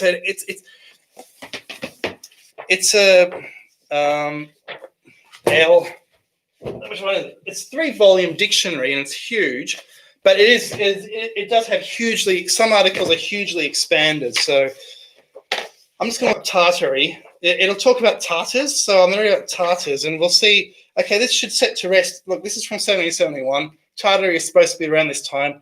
This should set it to rest, people. We're going to set it to rest. Tartary. And Tartary is going to rest in peace after this. Well, no, I don't know what it's going to say, but I don't know. Would you like to hear about the Templars? Templars, a religious order instituted at Jerusalem about the year 1118. Some religious gentlemen, it's only 3 volumes, but they're this size, right? Some religious gentlemen put themselves under the government of the Patriarch of Jerusalem, renounced property, made a vow of celibacy and obedience, and lived like canons regular. What was that noise? There's some noise. Must be that guy from earlier. King Baldwin assigned them an apartment in his place. They had this was King Baldwin of Jerusalem. They made a monarchy in Jerusalem of European monarchs for about 100 years until the Arabs took control again. They had likewise lands given them by the king, the patriarch, and the nobility for their maintenance. At first, there were but 9 of this order, and the 2 principal persons were Hugo de Paganiss and Geoffrey of St. Omer's. About 9 years after their institution, a rule was drawn up for them, and a white habit assigned them by Pope Honorius II. About 20 years afterwards, in the popedom of Eugenius III, they had red crosses sewed about their cloaks as a mark of distinction. And in a short time, they were increased to about 300 in their convent at Jerusalem. They took the name of Knights Templars because their first house stood near the temple dedicated to the Saviour at Jerusalem. So it wasn't the temple, but near the temple. This order, after having performed many great exploits against the infidels, became rich and powerful all over Europe. But the knights, abusing their wealth and credit, fell into great disorders and irregularities, many crimes and enormities being alleged against them. They were prosecuted in France, Italy, and Spain, and at last the Pope, by his bull of the 22nd of May, 1312, given in the Council of Vienna, pronounced the extinction of the Order of Templars and united their estates to the Order of St. John of Jerusalem. Wow. So it's saying that the Templars fell into great disorders and irregularities. So that's what this is saying from 1771, written in Scotland, the home of the Templars and the Freemasons. That's what it says. That's most fascinating. So it looks like, see, they talk about revisionist history. You're not allowed to revise history.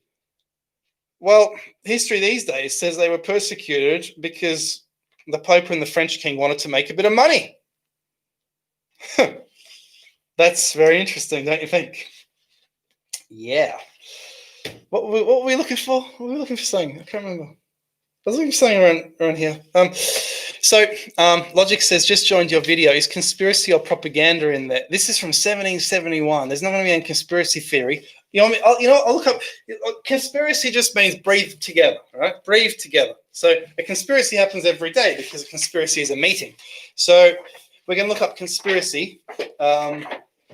What the hell is that? It's like a huge nervous system. These guys were busy with their dissecting kits, weren't they? This is unbelievable. I'll look up conspiracy. Let's see what it says. Woo! What the heck is this? I don't know what that is. What's going on there? But yeah, you can just buy this on eBay or look up the PDF or whatever. Maybe comets and things, and it shows what the planets look like in 1771. The planets look like that. I don't seem to see a great red spot on Jupiter. So the great red spot's apparently 300 years old, but I don't see it on that picture, which is interesting. So it comes and goes. It's back again. You know, it's sort of almost disappeared lately, and it's come back when I was a bit younger, and now it's come back in the last few years. It's very, very big and strong. Yeah, okay, that's astronomy, the article on astronomy. So what were we looking at? I can't remember what we were looking up. Tartary, yeah. Okay. So what? That's so cool what it says on the Templars. It just said they fell into irregularities and disorder. Tartars. Okay, Tartary. Yeah, okay. Oh, I found it. Okay, you ready? We're going to set it to rest. 1771. Tartary, a vast country in the northern parts of Asia. Country. Bounded by Siberia on the north and west. This is called Great Tartary. The Tartars who lie south of Muscovy and Siberia, and those of Astrakhan, Circassia, and Dagestan situated northwest of the Caspian Sea. The Kalmyk Tatars, who live between Siberia and the Caspian Sea. The Uzbek Tatars and Mughals, who live north of Persia and India. And lastly, those of Tibet, who lie northwest of China. So it's not a country. It says it's a vast country. So they mean it's a vast people. It's a vast ethnic tribe. There wouldn't be the word ethnic back then. So they call it a country. So, but they say it's split into the Uzbeks, the Mughals, Tibetans, Circassians, Dagestan, Astrakhan. It's many countries that Russia took over. So you look at the southern Russian republics, that's Tartary. And it's Mongolia as well, because it's south of Siberia in the north. So it's Mongol. It's Mongol. It's basically all the countries that Russia took over is Tartary. So that's what it says about Tartary. I don't know if that lays to rest the myth of Tartary. I don't think it does. So, but yeah, there we go. That's Tartary. Yeah, what else? Right. Liam says, interesting. Mitch says, Tartaria equals worldwide civilization that we wiped out and replaced. Liam says, is that by the Dead Sea? Vasco says, look for Atlantis. Oh, Atlantis. Mitch says, Tartaria equals real. South of Muscovy, really? Yeah, that's what I said. I read it out. Yeah, I think that's what. Yeah. Ralph says Lesser Tartary on some maps is Crimea, where we also find the elongated skulls like Peru. Yes, certainly they're called Tartars in Crimea. Someone said Sphinx if I have it there.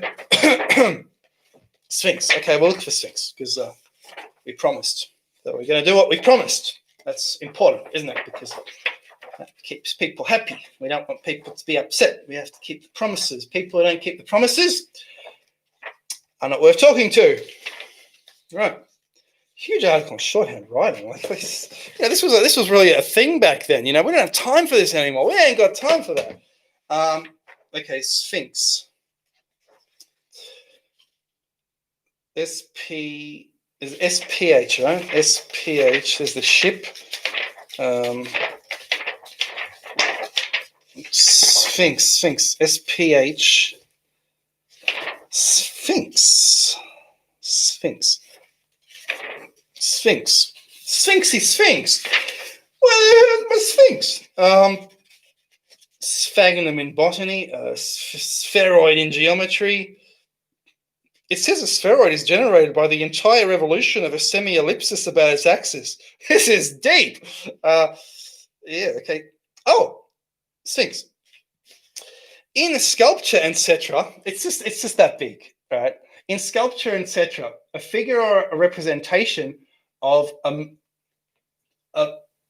monster or a monster of a monster of that name. Now, monster just means in Latin, it just means it is revealed. So something that is revealed is like, oh, it's that's what monster means. It means it's revealed. So here it says a figure or representation of a monster of that name, famed among the ancients, now mostly used as an ornament in gardens, terraces, etc. So,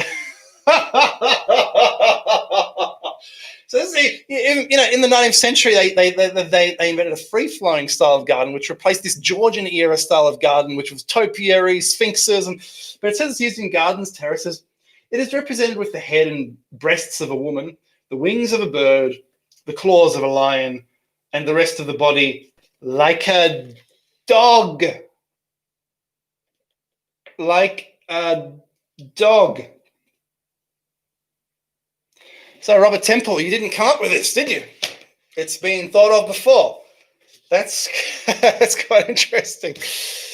So, that's Sphinx. So, Justin says Archimedes. No one says tell me what Lorelei is first, because I don't know what Lorelei is. Then we'll look up Lorelei.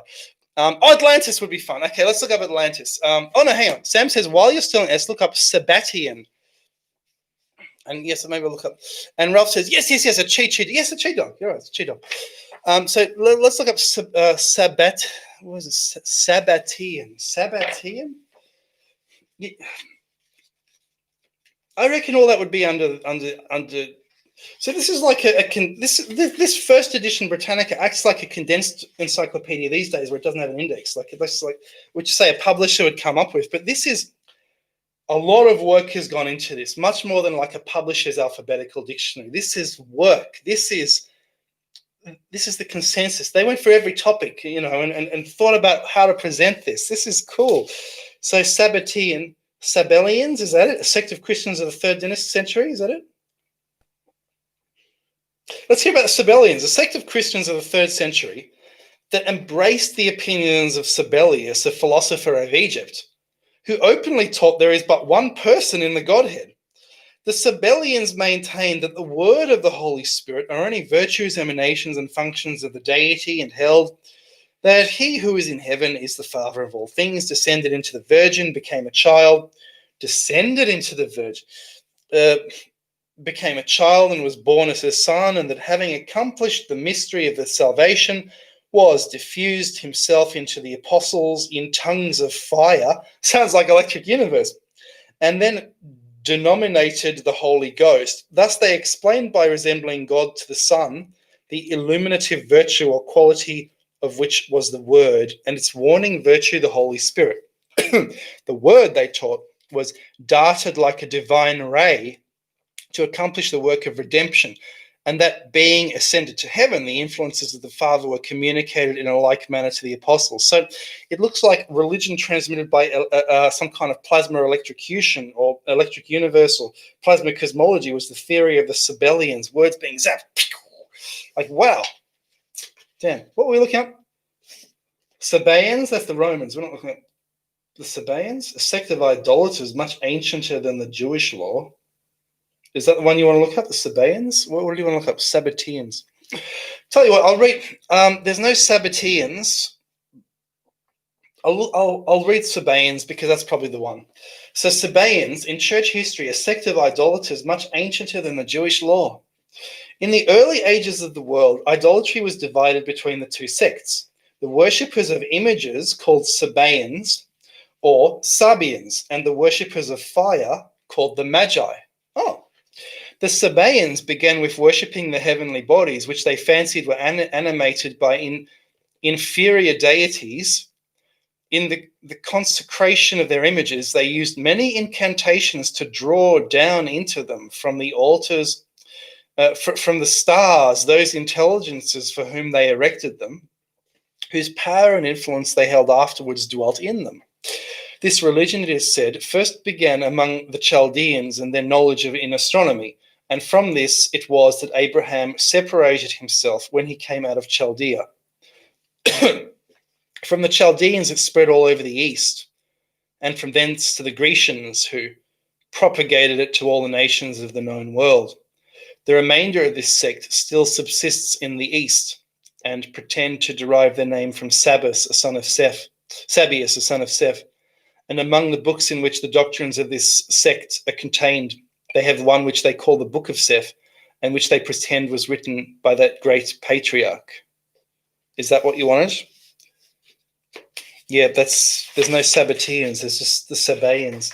Sabaeans are also a tribe near ancient Rome, but that's a different people. So this was idolaters in very ancient Jewish times. And it seems, so what do they believe? They were worshippers of images, and they tried to consecrate their images by drawing down into them from the stars those intelligences for whom they erected them, whose power and influence they afterwards dwelt in them. A star religion is more ancient than the solar religion. Norman Lockyer found this out by looking at ancient Egyptian temples, and he saw they pointed to star. He said he saw the foundations actually pointed to star risings, and this was from he calculated these to dates like 6,000 BC, 5,000 BC. That's very interesting. So there was a guy called Seth a long time ago. We're talking pre-Egypt, Seth. This is a pre-Egyptian Seth. This is not some Egyptian king named after Seth. This is Seth. This is pre-Egypt, the god kings before Egypt. And there was a pre-Jewish cult which believed that the intelligence came down from the stars and was placed into their imagery. Maybe that's why they drew in early times. They put such artistry into, say, the 4th dynasty Egyptian they didn't just splash the paint on. They carved it beautifully because they thought the intelligence would go into that picture from the stars. Maybe in an Egyptian temple, when the starlight comes in, the intelligence goes into the object, and then you can worship the object. How cool is that? Now, what impresses me about this whole encyclopedia, so Scottish people are very inventive, but they're interested in mechanistic explanations about how things work. Have you noticed that? Whereas today, you don't see that in books today. Like, they don't say what the procedure is. For example, when we looked up the Bacchanalia, and it said these were women who let their hair down, and they screamed these certain things, and they ran around drunk, and they did all these things. You don't even see that in modern descriptions. They're not interested in the process, the procedure, but they're interested in that in the 1700s. So has the human mind even changed? Because the way they explain things is differently to how every book you read today. To every book you read today. I found Sanhedrin. Let's read about Sanhedrin because I couldn't find Sabbatean, so I'll find Sanhedrin. I'll read Sanhedrin. Among the Jews, so Sanhedrin is spelt like thus. There we go. That's it right there. Among the Jews, the great council of the nation, consisting of 70 senators, taken partly from among priests and Levites and partly from the inferior judges, who formed what was called the Lesser Sanhedrin. The room they met in was a rotunda. Oh, so is this why we build rotundas? Half of which was built without the temple and half within. The Nafi, or president of the Sanhedrin, sat upon a throne with his deputy on the right hand, his sub-deputy on his left, and the other senators ranged in order on each side. The authority of this council was very extensive, for they decided such cases as were brought before them by way of appeal from the inferior courts and the king. The high priests and prophets were under the jurisdiction of this tribunal. They had the right of judging in capital cases, and sentence of death might not be pronounced in any other place, for which reason the Jews were forced to quit this hall when the power of life and death was taken out of their hands, 40 years before the destruction of the temple and 3 years before the death of Christ. So the Sanhedrin didn't decide the death of Christ, it was Pilate. There are several inferior Sanhedrins in Palestine, each of which consisted of 23 persons. All these depended on the great Sanhedrin of Jerusalem. Well, I didn't even know about that institution. So let's see what people are writing. So Liam says 3 swirls sounds Celtic. David said, look at mathematics. Or it's a big article on mathematics. It's huge. Alan says Israel was just formed a Sanhedrin for the first time in 1400 years. They act as high court overseers. Wow, that's a coincidence. Look up Orkney. Liam, Dr. Kossi relation. Thanks so much. Back at you, Liam. Captain Trips, it could be, but that is the story. The sign is interesting because it goes along with Hermes, thrice majestic, which goes along with what he's talking about. Captain Trips also says the original Roman Christian crosses were 3 swirls, much like the Anasazi swirls, and these were found all over the world. Constantine apparently saw the cross in the sky before battle and converted.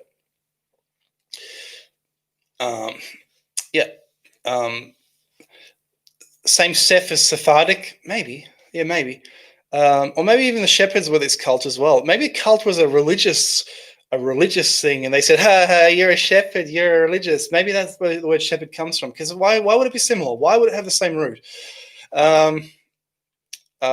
Chaldea equals Sumeria. Yes, Chaldea is actually, I think Shinar. Shinar is Sumeria in the Bible, by the way, Pablo. Shinar, you look up Shinar. So there are only books. Captain says, I think there are only books for A, S, and T. It's like there are 3 books. One goes from M to Z. One goes from A to B, and one goes from C to L. And I just got a cheap one, but you can see it's red and blue, but it's almost worn off. But this is not an original. This is from 1970. It's a reprint, but it's been photocopied, facsimile, however they did it in 1970. And there's only been this 1970 edition of the first one. So anyway, Ralph says, I'll say Kabbalah again too. Did you guys say Kabbalah? Try Kabbalah. Sphincter. Oops. Yes, there was a sphincter there as well, but I didn't read that one out because, we don't need to know about such things. Liam says, my comments are delayed. I stopped to film the UFO. Was it a good UFO? Let us know. Gugazon says, Sabbatian Frankism. Oh. Curtis says, ha. So look up Monster. I'll look up Monster, then I'll look up Atlantis Monster, because I've got M here. Monster. Let's see what it says about Monster. Maybe they'll talk about things that were washed up or something. Maybe they'll talk about ancient monsters.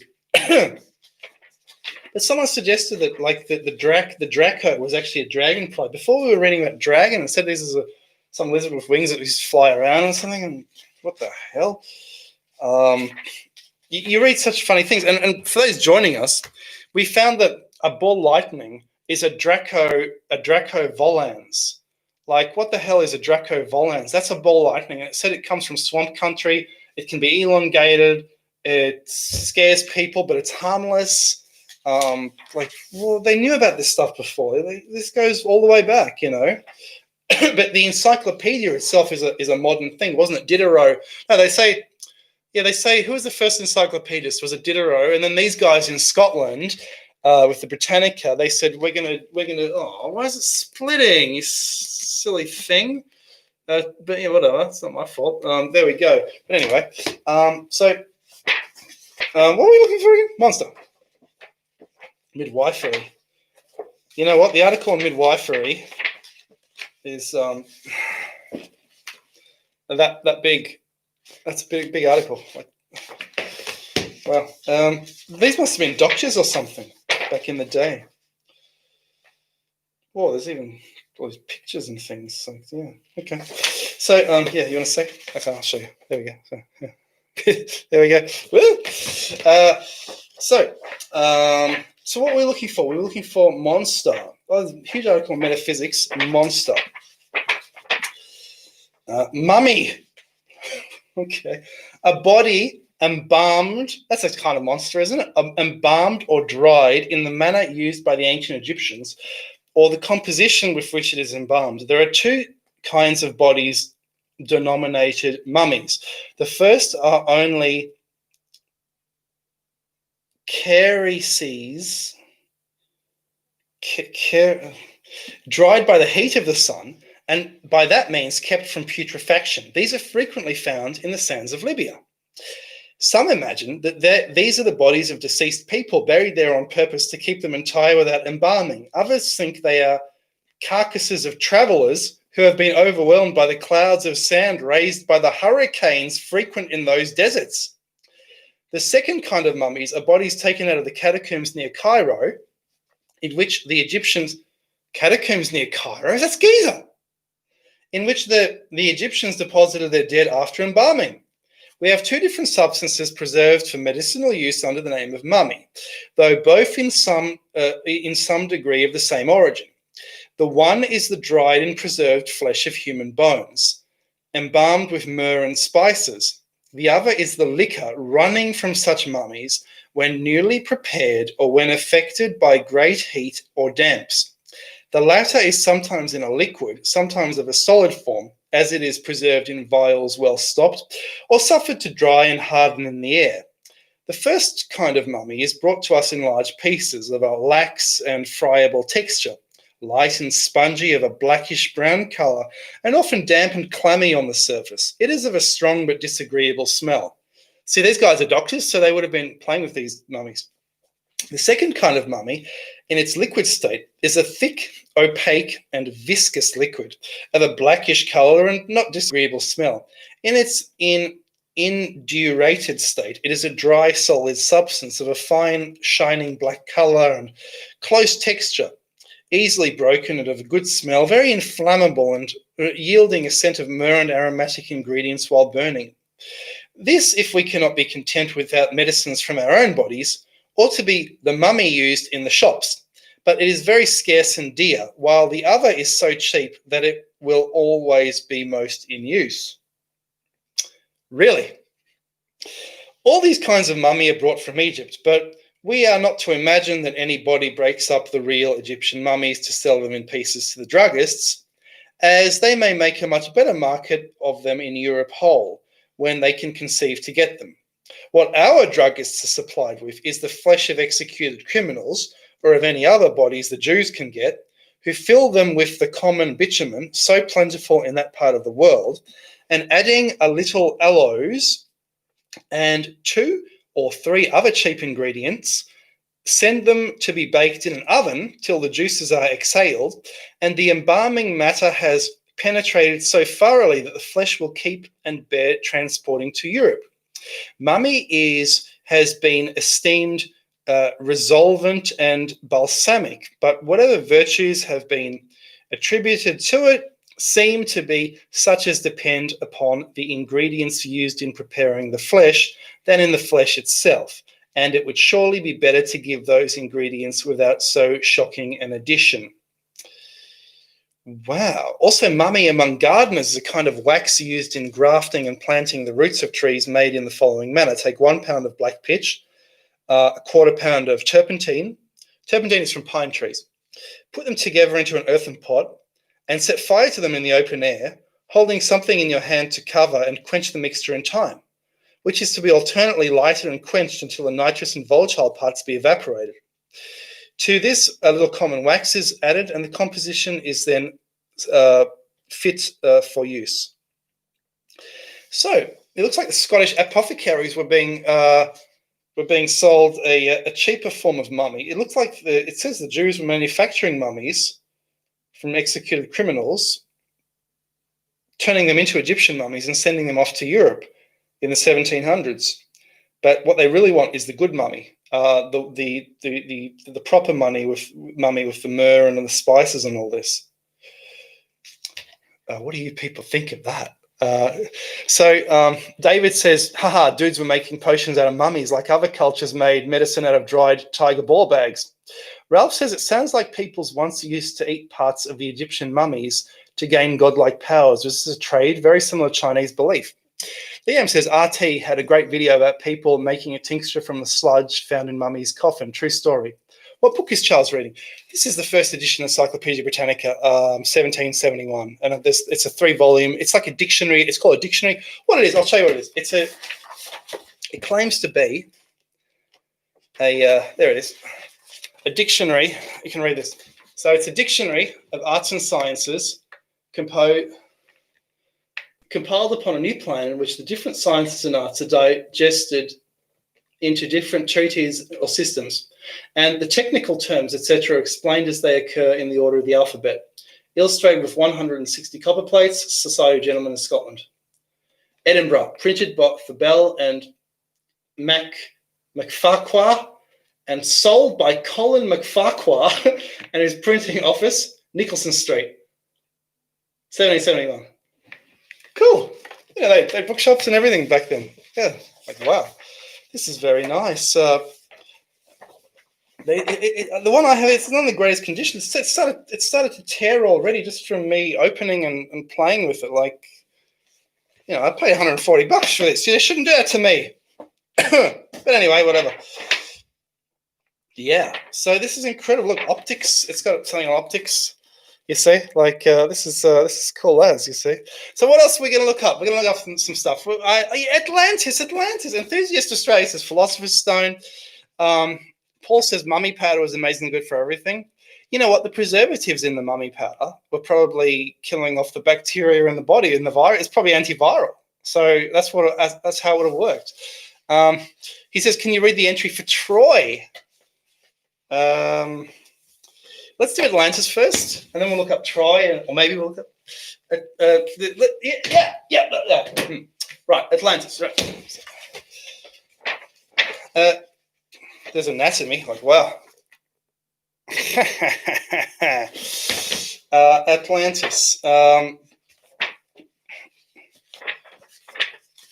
See what you want to know all about Georgian architecture? It's showing how staircases work and stuff like that. Like, wow, this is a cool book.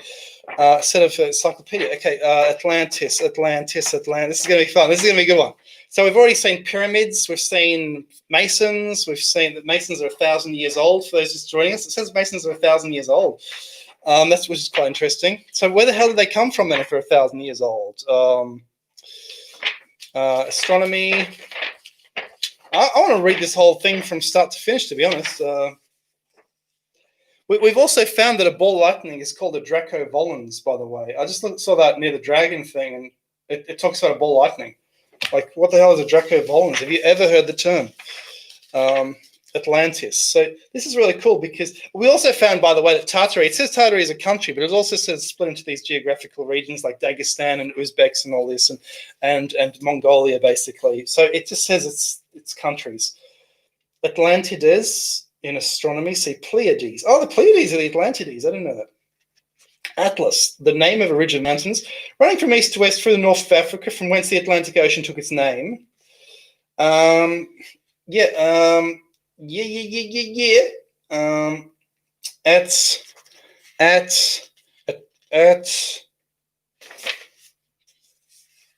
we're going to find Atlantis. Let's read about Athens. Athens, anciently the capital of Attica, so famous for its learned men, orators, and captains, now called Cettians. It stands upon a plain watered by the rivers Ilissus and Eridanus, about 40 miles east of the Isthmus of Corinth. At present, it is said to contain 10,000 inhabitants. Athens has 10,000 people in 1771, 3 parts of which are Christians. The town does not lie round the castle as anciently, but on the northwest side of it. Here a Greek metropolitan resides. Among the many remains of antiquity is the temple of Jupiter of Olympus and of Minerva, called Parthenion, which last is filled entire and converted into a Turkish mosque, which, as later travellers assure us, is the finest temple in the world. This city, as all the rest of Greece, is subject to the Turks. Longitude 24 degrees 15, latitude 38 degrees 5 minutes. 10,000 people. What the hell happened to the human population? It's like, okay, we're looking for Atlantis. So that kind of shows why the science of this time was kind of backwards, because there were literally no people. Like,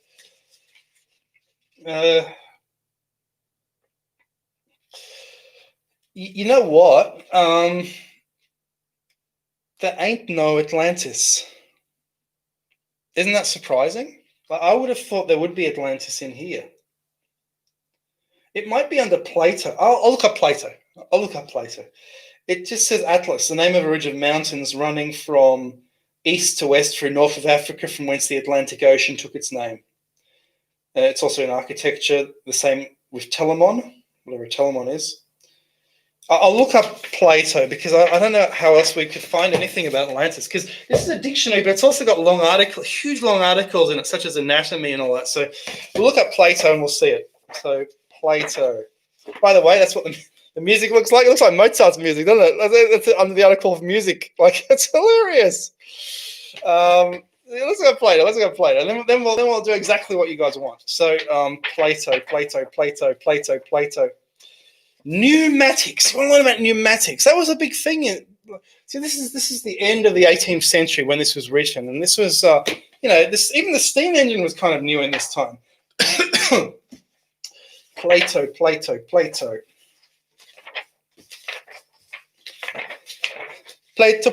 Oh, perspective. This is straight out of the Renaissance, this encyclopedia. Like, this was different before. You see, they're showing how to do perspective as if it's some cool, trendy thing, you know? Like, if someone says the Emerald Tablet, I'll look up Hermes. We'll see. It might be under there. Plato. You got to think like a dictionary of this thing. Like, Platonic, something that relates to Plato, his school of philosophy's opinion. Platonic year or great year, a period of time determined by the revolution of the equinoxes.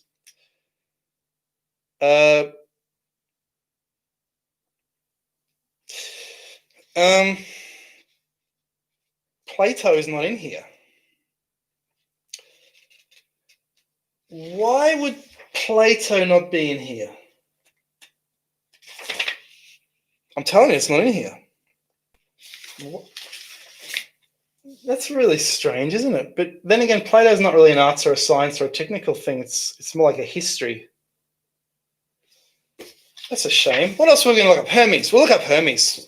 No Plato. That's so weird. We'll look up Hermes. Hermes. Oh yeah, Hermes. EFG.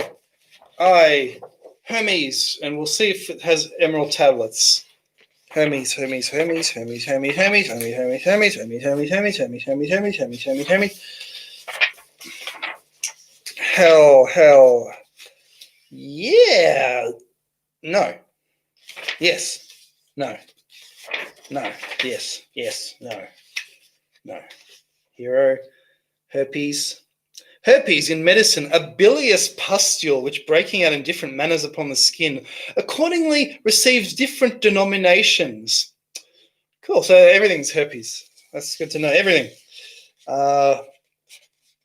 Yeah. Okay. So hermit, a devout person retired into solitude to be more at leisure for contemplation and to disencumber himself from the affairs of the world. Hermetical philosophy, by which undertakes to solve the various phenomena of nature from the chemical principles salt, sulfur, and mercury. Salt, sulfur, and mercury, that's like Ka and Ba, and this is Egyptian alchemy. So hermetic philosophy is alchemy. So it also says hermetical seal, among chemists, a method of stopping glass vessels used in chemical operations. That the most subtle spirit cannot escape through them. It is commonly done by heating the neck of a vessel in a flame till ready to melt, and then twisting it closely together with a pair of pincers or vessels to be hermetically sealed by stopping them with a glass plug or luted, or by covering the vessel with another ovum philosophicorum. Hermetical philosophy, that which undertakes to solve various phenomena of nature from the chemical principles. Okay, hermetical, an appellation given to whatever belongs to chemistry, from Hermes Trismegistus, who is supposed to have been its inventor. That's it. I'm afraid. Yeah, that's cool. Like the second edition of the Britannica, I think it went to 5 or 11 volumes straight after this. It would have had a lot more than this. Someone said Thoth? No. Why don't I look up?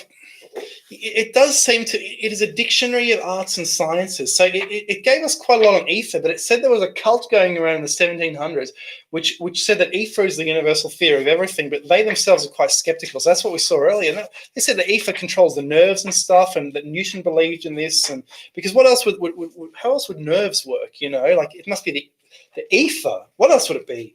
If it can't be anything else, it's got to be the ether. And they say the editors of this said, well, it's not really. That doesn't work that way. You know what I mean? It doesn't work that way. Liam says you did a great video on darts. Thank you so much. That was interesting. So Retro says I'm giving you a thumbs up. This is very interesting. Thank you so much. Yeah. Game Overlord said look up Druids or Stonehenge. We looked up Stonehenge. We looked up Stonehenge earlier. See the earlier part of the video afterwards. We looked up Stonehenge. Reincarnation.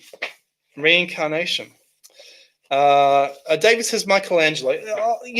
I'll look up Michelangelo because I want to see. It doesn't have Plato, so if it's got arts and sciences, why doesn't it have Plato?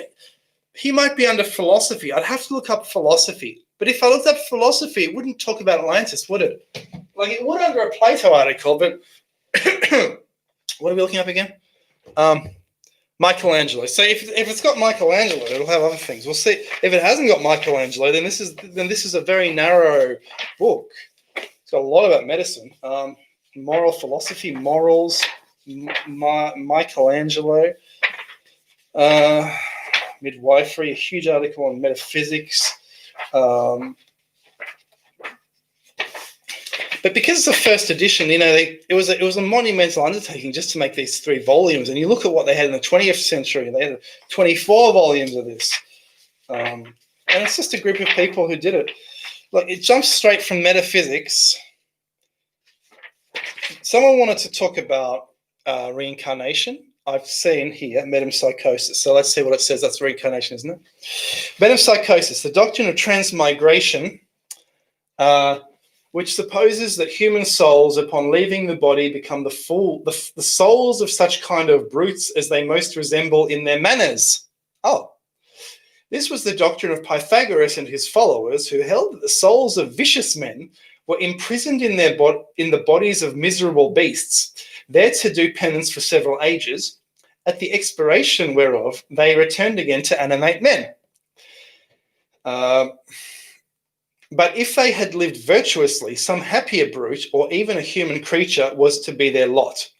What led Pythagoras into this opinion was the persuasion that he had that the soul was not of a perishable nature, whence he concluded that it must move into some other body up on its abandoning this. Lucian thinks this doctrine was contrived to mitigate the apprehension of death by persuading men that they only changed their lodgings and ceased to live only to begin a new life. So there's that. Okay. Now we're looking at Michelangelo, miasma. Miasma.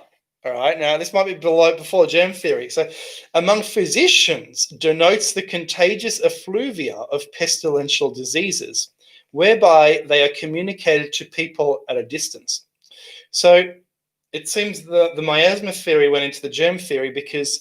So this would be pre-germ theory, just pre-germ theory, because Lister and all this, weren't they around just after this time? And Pasteur was about this time, wasn't he? Or just after this time, early 1900s.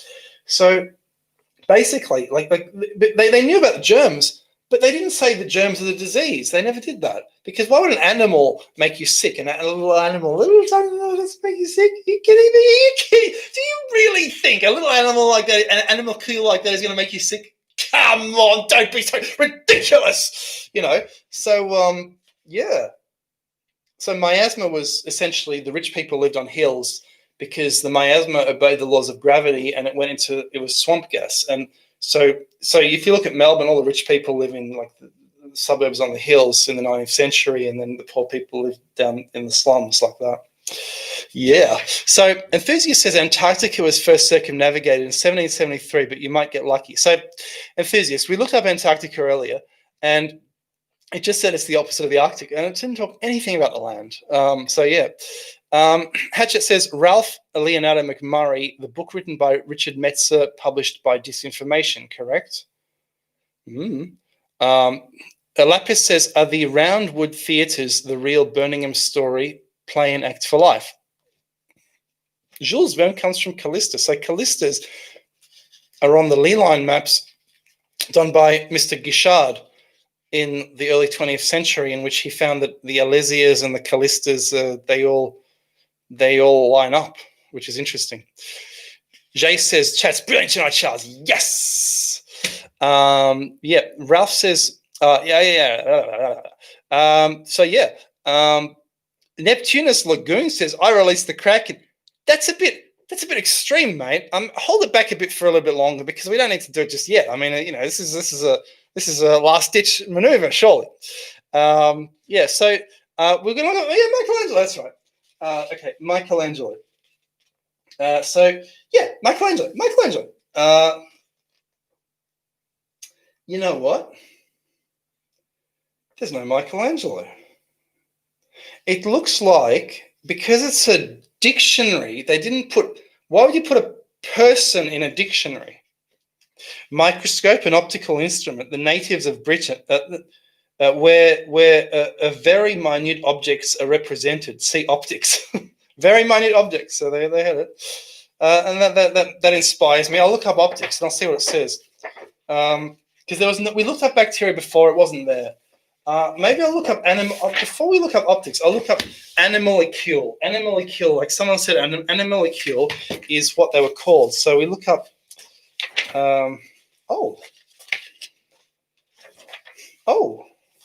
List of authors. So these are authors who contributed to. You can have a look. So these are authors who contributed to this encyclopedia.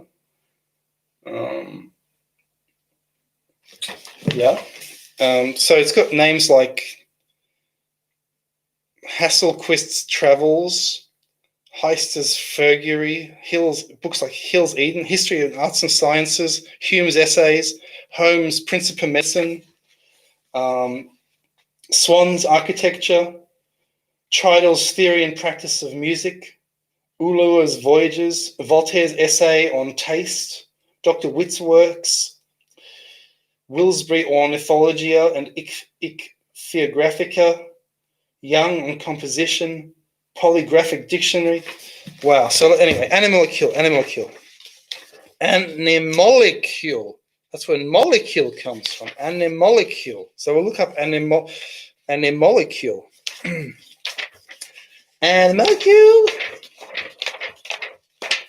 Isn't this so exciting? Like, wow. Agriculture. No. Algebra. No. Anatomy. Animal. And like I said, there's no index in here at all. So you just have to keep guessing to find what you want. Arithmetic spelled like that, by the way. Yeah. What are we looking for again? Animalcule. Arcturus, a fixed star of the third magnitude in the skirt of booties. In the skirt of the booty? Are you kidding me?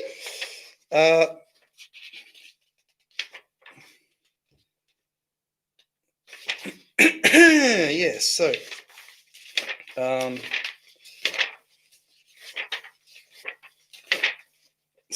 how they made the big articles in this were they used an author to write a condensed book for them. Basically, it seems like, wow, this is amazing. I have to show you this. Let's look.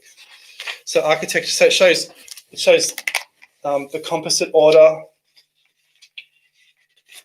It shows the Corinthian order.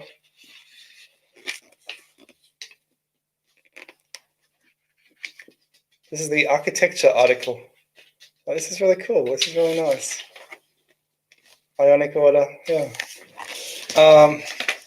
So what are we looking for again?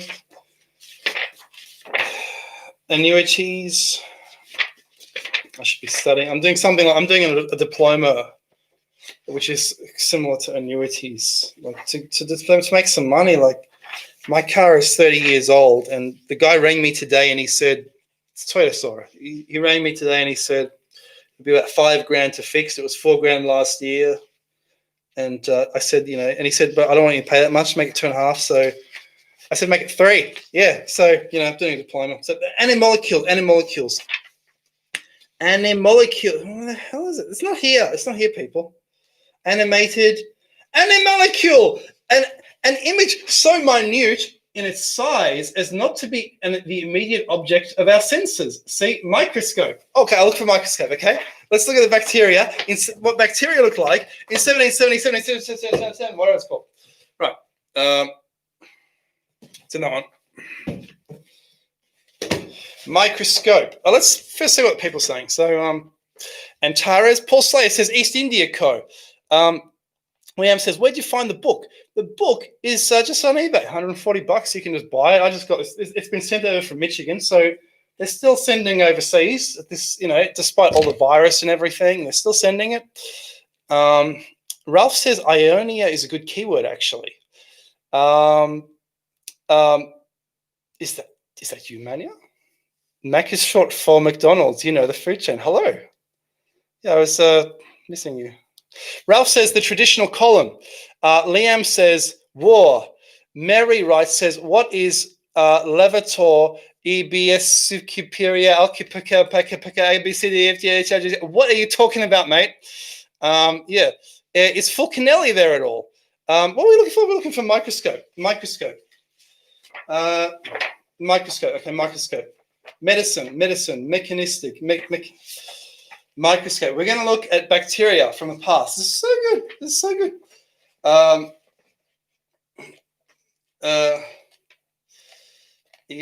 Microscope.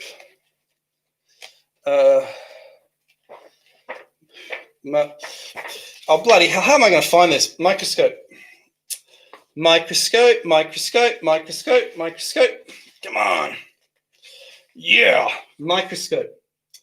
Micrography. David, thank you so much. Cheers, mate. Coronavirus, thank you so much, sir. Yeah. Microscope says micrometer, a machine by which means of a screw serves to measure extremely small distances to a great measure of accuracy. Micropus in botany, a genus of microscope. Okay. The article on microscope is 2 lines long, And it told me to see microscope. And now it says an optical instrument by means whereof minute objects are represented, see optics. So it referred me from animalcule to microscope to find out about tiny objects. And now it says see optics. So forget about it. Forget it. Optics is not bacteria. So bacteria in here, not really. No, it's less biology. It's more other things. So yeah.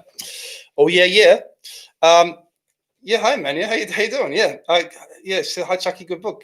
Yeah, it's a cool book. Yeah, hello. Yeah, we'll have to talk. So this is a cool book. It's so what this is the first edition Encyclopedia Britannica, and this is essentially what this is it's a dictionary of arts and sciences. So it's basically it doesn't have people in it. We looked for Plato to find Atlantis. There's no Atlantis.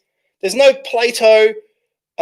There's no Michelangelo. Can you believe it? What kind of a thing is this? But it's a dictionary. You don't look up people in a dictionary. So yeah, there you go. So what are people saying? Micro and macro. So give me something else, people. We've looked up Atlantis. We've looked up the Masons. It says the Masons are 1,000 years old. We've looked up everything. Look up buck, please. Buck? But what's a buck? Tell me what a buck is first, then we'll look up buck. Terence McKenna, who I don't know if he's still alive or not, says, yeah, buck. Yeah. Right. Yeah. Kabbalah. Should I look up Jew? Like someone said before, I should look up black. I don't know if that was the stalker or the crazy guy who was annoying me or not, but I'm not going up race. That you can't even touch that anymore. You cannot touch it. If you touch it, that's bad. So, but Jews all right because they're historical people. What did you want me to look up? It was yeah. Andy says he's dead. I know he's dead. So why is this guy called Terence McKenna? But he's been watching my channel for a long time. So yeah. What was I looking up? I forgot what I was looking up. I'm in ST. Can't remember. Hey Charles. Hey Terence McKenna. Yeah. Kabbalah. Liam says I wish I could send money. Corona took my job. Damn. Yeah. Yeah. Right. Where the hell are we? Ether. Okay, Paul says ether. We read the article on ether, most of it. Basically, what it was saying, Paul, was the ether is basically there was a cult of scientists or philosophers in the 1700s, and you asked them what causes gravity. They said ether. You asked them what causes nervous induction. They say ether, and they were copying theory of Newton from 100 years earlier, resurrecting Newton's ether theory, and they're saying ether is responsible for everything, and it's a very rarefied substance, very rarefied gas. Yeah, so yeah, there you go. Like, or it's 7,000 times more rarefied than gas. Yeah. Oh yeah. So Evan says, check out Troy. We're gonna look for Troy. Okay, thanks for giving me something. So, Troy. We're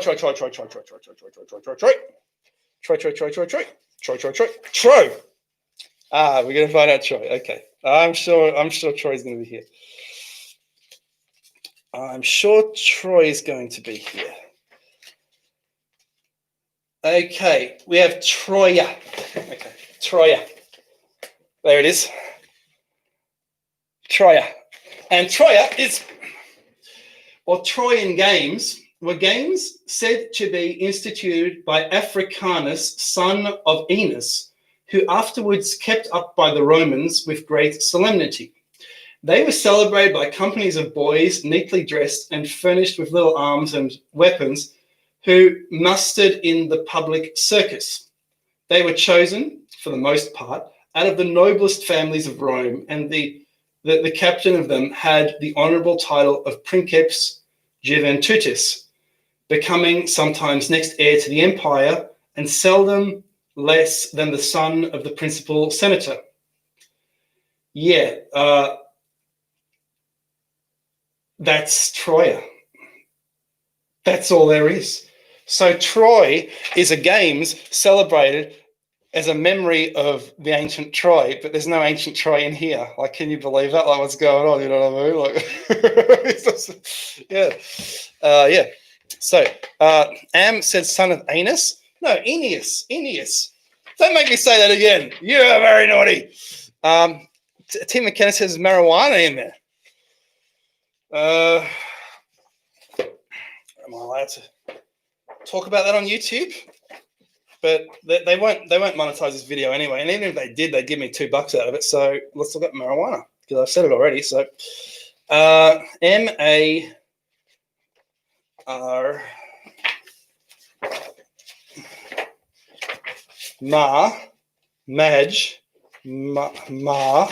It's going to have an exotic saying like marijuana or something, isn't it? Come on.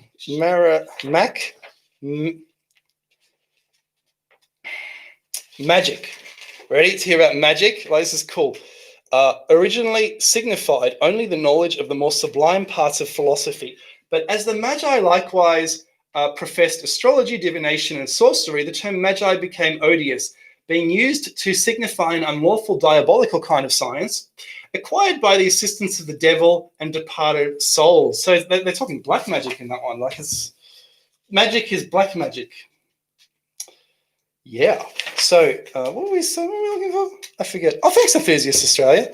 Oh, thank you so much. I didn't want you to guys give me anything, but thank you so much that you have. Yes. Right. Right. So what was I looking for? Yeah, I forget what was I looking for again? Tell me what I was looking for, but tell me now what I was looking for. Marijuana. Thank you. So how do I spell it? M-A-R?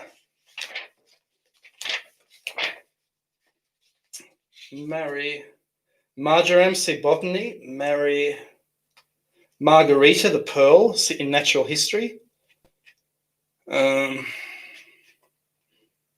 Mary. Yeah, it's not here, people. Wouldn't it be under hemp? Why did you tell me to look for marijuana? I should look up hemp. Yeah, that's what it's called, isn't it? Ugh. And it's falling apart. Look, it's breaking. It's breaking. Or it was already a bit broken when they sent it to me. Maybe they were dodgy. I don't know. That's A and B. The first one is A and B. The second one, no, not that one. This one. Yeah, M. All right. So, Mary.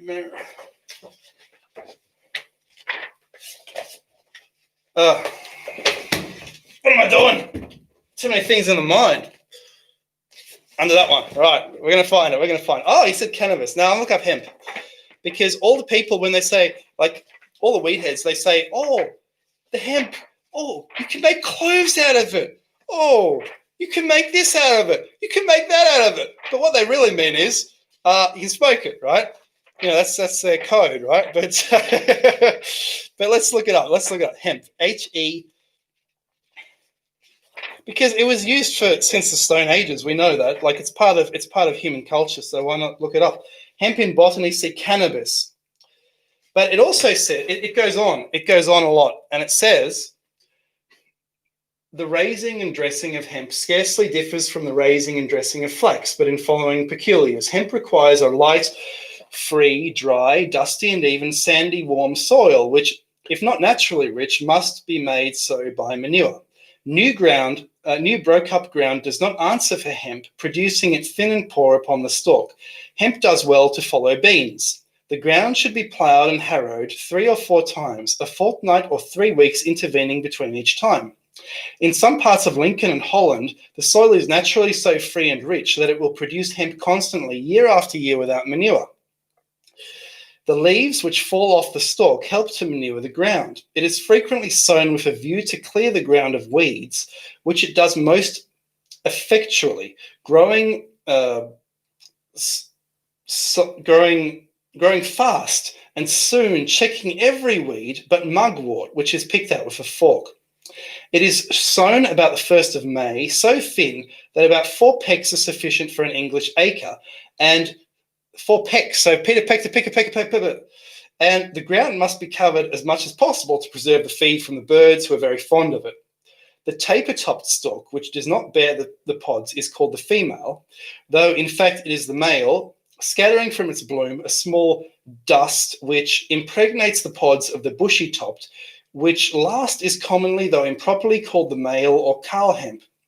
When hemp is the object of the farmer more than a crop of feed, the whole should be pulled when the stalk begins to grow yellow, and the earth remaining about the roots should be beat off to prevent more growth.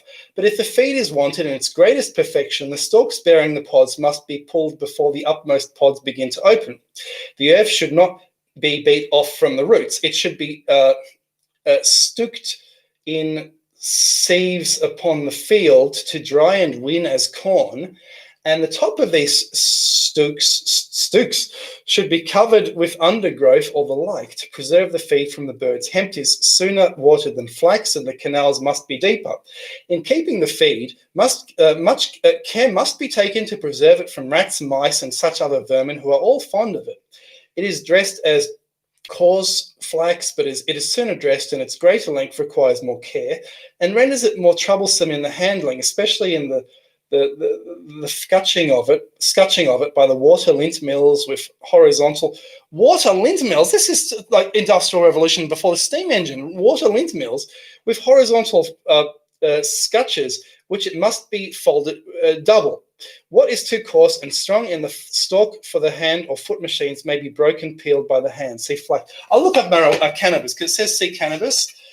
Now, this is what I said about this before, because what's going on? Someone says this is even legal. So, yeah, you bet it's legal. Yeah, no, it's legal. But what this is saying is this presents like a picture of how to do something. These people who wrote this book are interested in how things were done, what the procedure was. Like these were like very inventive people who wrote this encyclopedia. Like, wow. So we'll look up, it shows how canals work. So all over England, there's canals like that with the lock system and all that. Like, wow, you know. Oh. Yeah. So, yeah. Nancy says, well, who hates Charles? Hey, Nancy, how you doing? Yeah. So, cannabis. Yeah.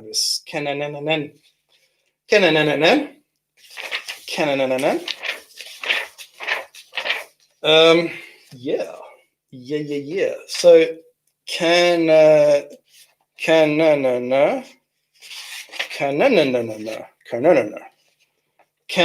Right. Can't find it. Where is it? Canine dog. Hang on, about to find it. Canticles, canvas, cantata, canonization,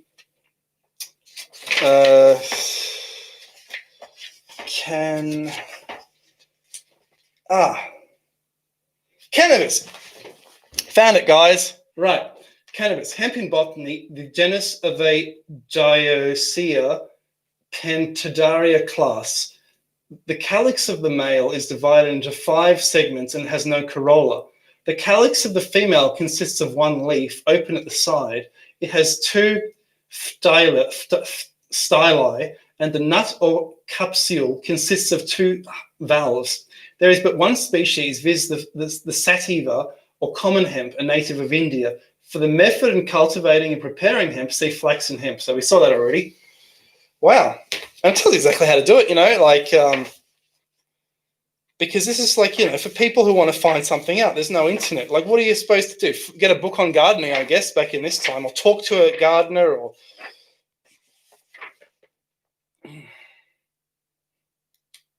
Wow. Panacea. I just stumbled on the article, the chemistry, panacea of mercury. So what happened was, if you want to kill bacteria back in the day, you ingest metals such as silver or mercury or whatever. So here it says the panacea of mercury. So the founder of Melbourne, he had a fake nose because the syphilis rotted off John Batman. The syphilis rotted off the nose, and he had a fake nose. And he was taking mercury to kill the syphilis, to control the syphilis, but it killed him anyway. And it says here, the panacea of mercury. So he would have been taking this. I'm going to read it to you. Pulverize some sweet sublimate and sublime it in the same manner as you did thrice before. Repeat this 9 times. After the sublimations, it will make no impression on the tongue. Then pour it in aromatic spirit of wine and set the whole in digestion for 8 days. After that, decant the spirit of wine, and what remains is the panacea of mercury. So we looked up alchemy earlier, and it said alchemy is ridiculous. We do chemistry now. And you read that sort of chemistry they're doing now? Like, are you kidding me? You know, this is so interesting. Like, wow. So let's see what people are saying. Yeah, let's see what people are saying. So Game Overlord says, has he looked up Tartaria? And Dassus says, Mercury's transform. Yes, I've looked up Tartaria. Tartaria, it says it's Uzbekistan, Dagestan, etc. It says Mongolia. On the map, we saw a map of Asia. You can see earlier on, probably in the first half hour, and it shows China, Chinese Tartary, Russia, Siberia, like that. Yeah. Oh, yeah. So what are people saying? M. Mulder says, yeah, Dark Side. And I would buy that. What the books? The book is like, it's like I bought it for $150 and I just sent it from Michigan, you know? Yeah. And Dad says, hello. He says, just thumbed up, etc. Nancy says, look under pot. Lol. I don't know about that. Yeah, that's a modern slang, isn't it? You know what I mean? Like, yeah. Mary says, sorry, been married for 25 years. Have you now? Fire Marshal Bill Burns says, are you familiar with Claude Donner and his work of collecting out-of-place artifacts? Not really. Nancy Volker says, you should take a fun factoid out of that book at the end of each of your vids. Culprit Book says, what it say about Australia? So there's no Australia. We saw there's no Australia in here. We know that this was just New Holland at the time. Why don't I look up New Holland? There is no Australia because Australia was discovered. Australia is the East Coast. It was discovered in 1778, and this is 1771. And there's even no Antarctica in here. It looks like they hadn't discovered Antarctica. Isn't Antarctica 1820s anyway? It's just, it says Antarctica, the opposite of the Arctic. That's all it says. So let's look up, we're going to look up New Holland. So I'll see what it says about Australia, New Holland. Yeah. Midwifery, navigation, New Holland. Yes, New Holland. New. Yeah. New. Foundland. So we're looking at what Australia was before it was Australia. Before Australia existed, basically. New. Neustadt, Germany. Neuter gender, neutral salts, neutrality. Neuburg, city of Bavaria, Germany. Newcastle. Newell in architecture. New Forest, doesn't exist. So New Holland is not in this dictionary. There you go. Like, I'm sure it existed, but it did exist, but it's not in this dictionary. Okay. Oh, we've been going 2.5 hours. What else do we look up, people? Yeah, well, what are people saying? Yeah, Dark Side says medical weed sounds good. Let's kickstart this. You're on your own, mate. I'm not part of that. Ralph says, I'm too distracted by the dog breed photos. Sean says, yep, okay. Yeah. What have people say? What are people saying? I know you think cats are all. Yes, indeed. Paul Salyer says, nice. Michigan has some great books collected due to the University of Michigan and Ann Arbor book dealers. Yes, Michigan is a very interesting place, actually. And Dassus says, look up Terra Australis. There's only so many things you can look up. If Australia is not there, if New Holland isn't there, Terra Australis will be there. Yeah, I'll look up Terra Australis. Okay, let's look up Terra Australis. So Terra Australis and Australia were the same thing before Australia was differentiated from the two. So I'll look up Terra Australis. So this is the old name of the Australia-Antarctica conglomerate. So Terra Australis. Right, Terra Australis. Terra.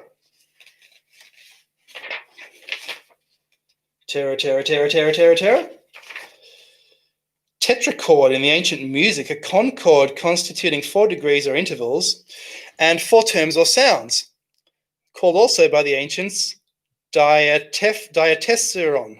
Cool. Okay. Terrestrial.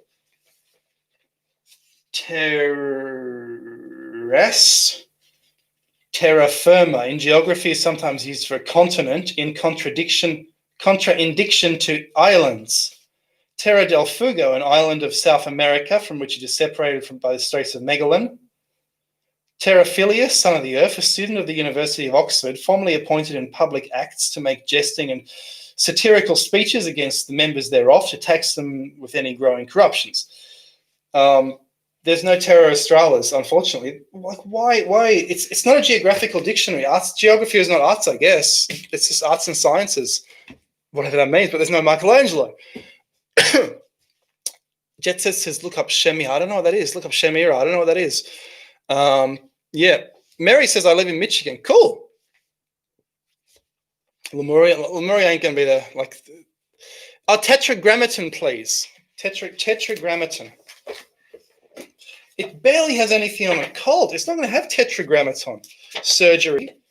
I ordered this 2 months ago. Finally got here. Why does it take so long? Tetragrammaton. That sounds sufficiently studious enough for these guys to be interested enough to put it in here. And in fact, tetragonothea, it's got tetragrammaton. A denomination given by the Greeks to the Hebrew name of God, Jehovah, because consisting in 4 letters. Because consisting in 4 letters. Okay, that doesn't make any sense, but there you go. That's what it says. Because consisting in 4 letters. What are people saying? Sean says, fan demons. Andessa says, thanks, Charles. Darkside says, Fitzland is good. It won't be there. Yeah. Fire Marshal Bill Burns says, is Easter Island Pacific Islands mentioned in the book?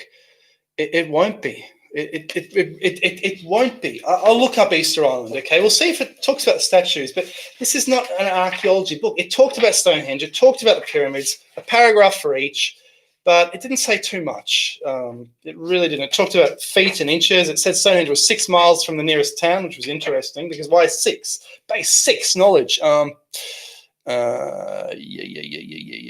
What was the question again? I forget. Sorry, the memory. It's screwy sometimes. Right. What do you want me to do? Forget. Okay, so no. It was up here. Oh, so Golfman wants to look up Londinium. That's right, Easter Island. Okay, it's no book. Easter Island.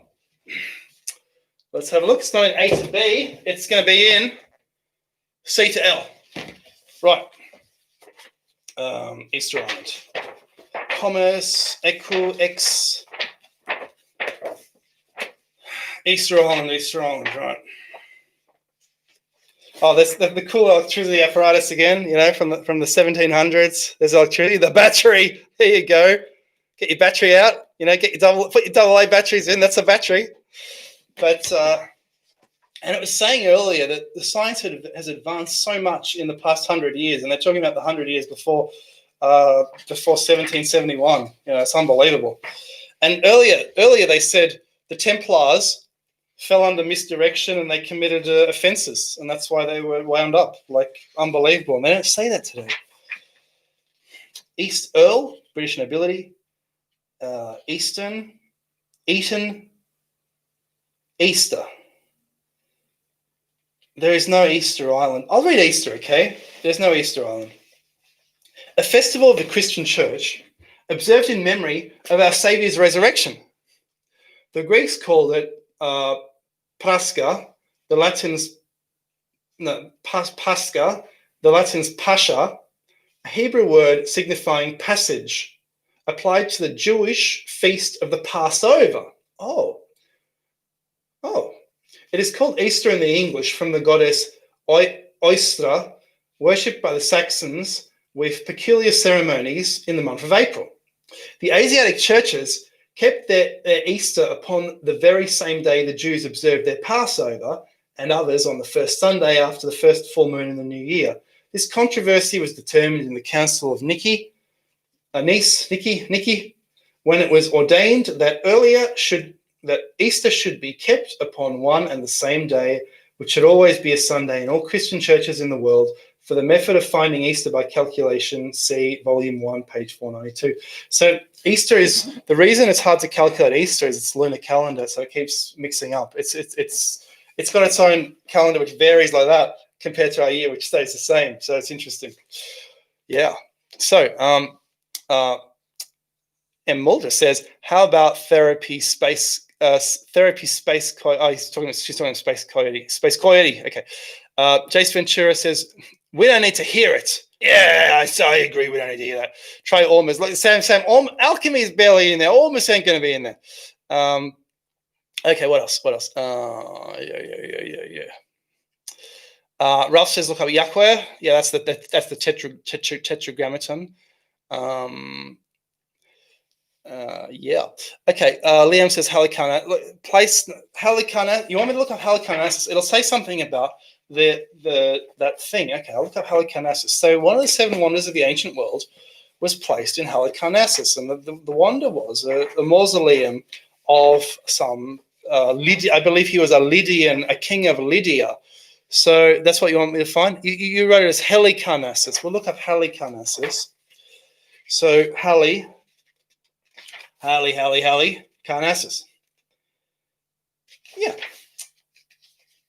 Habeas corpus. Helicarnassus. Let's find this Helicarnassus, shall we?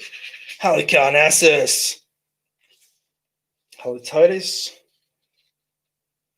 It's not here. It's not here. That's unfortunate. It's yeah, it's not here, people. It's quite unfortunate. I don't know why. Maybe they don't care so much about the ancient place names or something like that. See, Athens was a paragraph. Why would Halicarnassus be in here if Athens was only a paragraph? And it said there were only 10,000 people in Athens and it was ruled by the Turks. Unbelievable. What else do I look up, people? Look up Scotland. Oh, it's going to be... and Mulder says Phoenicians. Let's look up Phoenicians. Let's look up Phoenicians. Yeah. That's a good thing to look up, people. Phoenicians. Phoenicians. PPPP. Pneumatics. Predestination.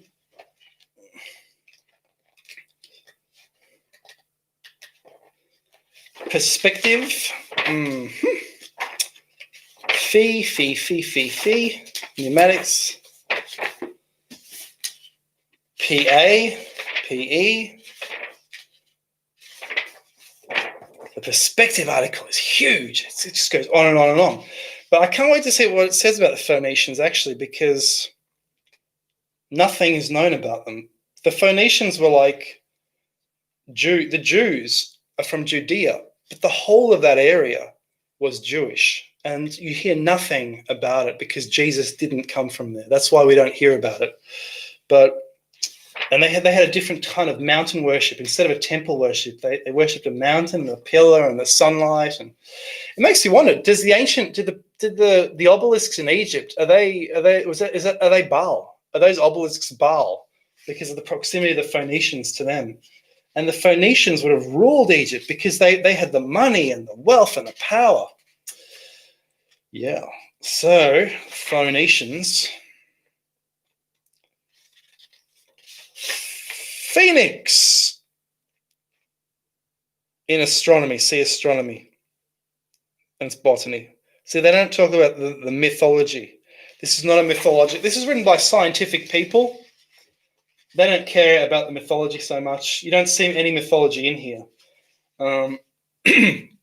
Yeah. There's no Phoenicians here. Nope. It's just not here.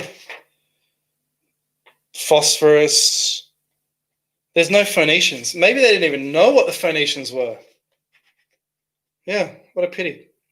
A philosopher is a person versed in philosophy or one who makes possession of or applies himself to the study of nature and morality. Philosopher's Stone. Let's read what it says about Philosopher's Stone. So it says, the greatest object of alchemy is a long sought for preparation, which when found is to convert all the true mercurial part of metal into pure gold, better than any that is dug out of the mines or perfected by the refiner's art.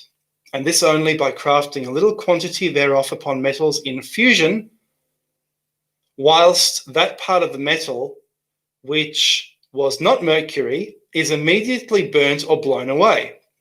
But this, like every other scientific chimera, will forever elude the researches of mankind. Wow. So they know the process, but it doesn't work. Why would they know, okay, why would they know a process which doesn't work? Does that make any sense whatsoever? You know, maybe it's just this is theory. Like, anyway, Andy says, our history is hidden in the basement of the Vatican. Ralph says Zion is heated one to look is a heated one to look up.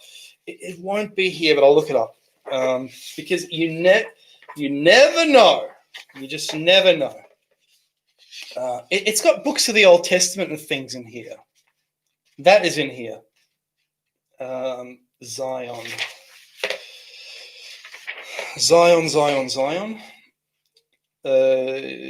Not here. And Z is in fact quite a small. It's a few. Z is literally 2 pages. There's a curious page at the end. Look, directions to the binder, and it's showing how the book needs to be laid out. Like, that's really interesting. Like, yeah, like, wow, what's going on there? Like, damn. Yeah. Okay. So Game Overlord says, what about Amazonas? Is there any info about people who live in the Amazonas? It's not anthropology. It says it claims to be arts, but it's not. It doesn't have that. This is made by engineers, architects, botanists. They were trying to make an expanded dictionary, it seems. That's what they were doing. Tarot. I'll look up tarot because you never know. You just never know. Hermetic was in there, but it just said pertaining to Hermes Trismegistus, who talked about these things. And it doesn't say he was an ancient person or anything like that. Let's look up tarot. Let's do it. Tarot. Right, let's see. And let's have a look. Let's have a good look, shall we?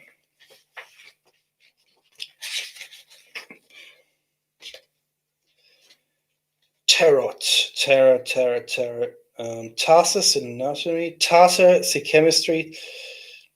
Oh, it's got Tartary again. Look, I'll read Tartary again for people who've just joined us. Tartary, a vast country to the northern parts of Asia, bounded Siberia on the north and west. This is called Great Tartary. The Tartars who lie south of Muscovy and Siberia are those of Astrakhan, Circassa, Dagestan, situated northwest of the Caspian Sea. The Kalmyk Tatars who lie between Siberia and the Caspian Sea. The Uzbek Tatars and Mughals who lie north of Persia and India. And lastly, those of Tibet who lie northwest of China. Cool. So that's Tatar. What are we looking for again? Tarot. Some Arabic says "I love you." Is that's just a? Are you real or are you spam? Right. Whatever. So, yeah. So tarot. We look at tarot. Tartary.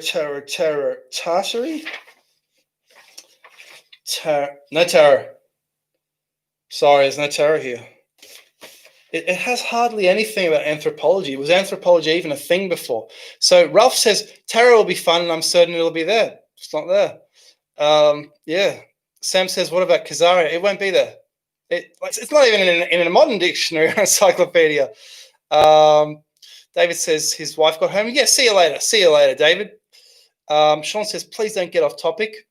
Ralph says, thanks for donating, Ellie. Yes, thank you so much. Thank you so much, and have a good evening. Yeah. Am says, bald and bankrupt visited the Tatars in Kalmykia. He's been everywhere, hasn't he? Ralph says, Sivian, can't believe it took me so long to think of that one. Enthusiast Australia says, would the Catholic Church still hold sway over what information was put into this by 1770? Nanoskyx says, mud flooded dark ages, history erased. Golfman says, aliens. Mulder says, I watch Bald and Bankrupt. Yes, you do. Ralph says, enthusiast Australia. Yes, definitely. Hatchet says, this is a good read, everyone. The Mystery of the Cathedrals.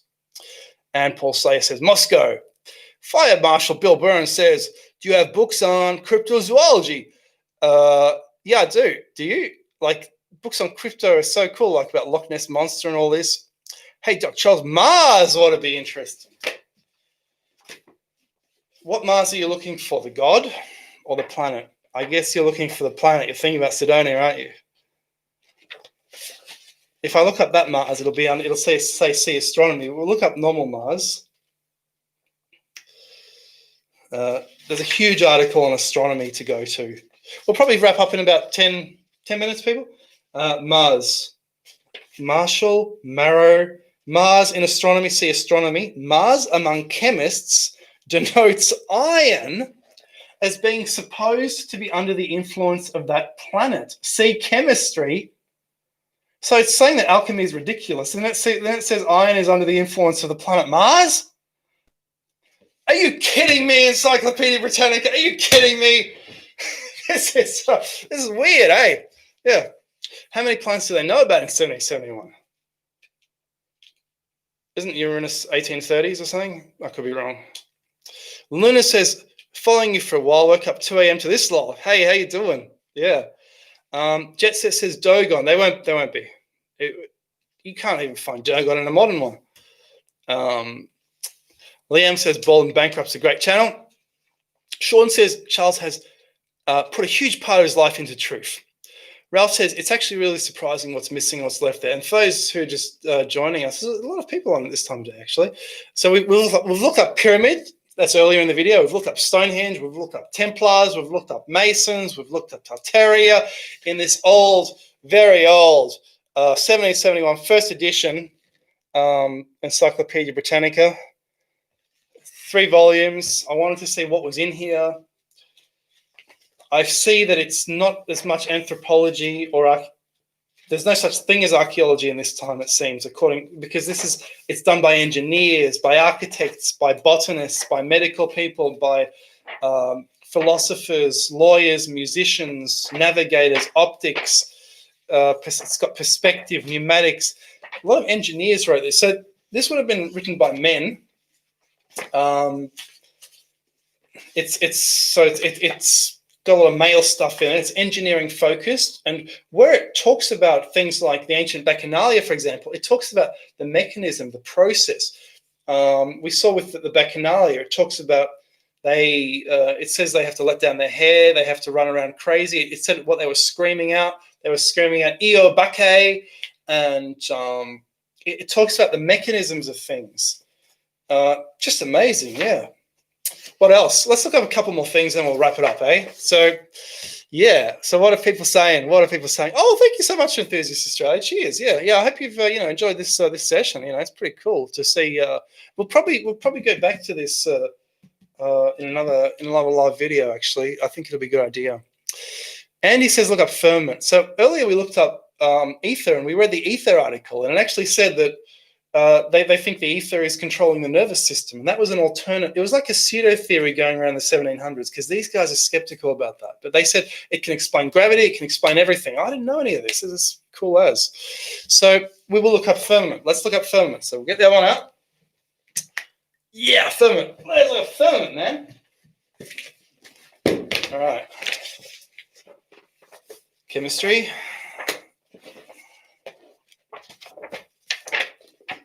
Gardening, fluxions.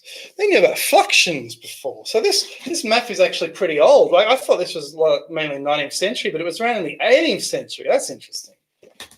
How old does it go? How far does it go? Yeah, okay, we'll see firmament. What does it say for firmament? So even the ether theory you can see it was out of favor even in this time. Okay, there's an article on firmament. We can read, it's a paragraph long. We can read it. There it is. Firmament. So let's go. In the Platonic astronomy, the 8th heaven or sphere, with respect to the 7 spheres of the planets which it surrounds, it is supposed to have 2 motions. a diurnal motion. That means twice a day, doesn't it? Given to it by the primum mobile from east to west. The primum mobile is the stars.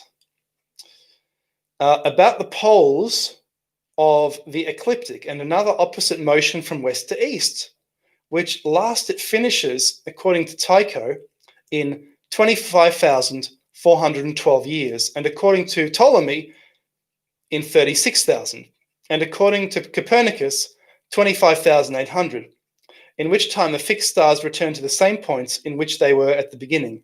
This period is commonly called the Platonic year or the Great Year. So that is precession, isn't it? It does seem to be talking about precession under the firmament article, which is quite interesting, isn't it? Like, damn, like, wow. Yeah, that's cool. You can have a look at that. So what else are people saying? They're saying, look up equinox. Maybe there is some wisdom left out. Yeah, equinox. So equinox is east. Equinox is looking towards the east. It'll say see astronomy. I don't want to look in this big astronomy article. Maybe I should. Equinox. Maybe in the next video, yeah, we can have a explore, see what's in there.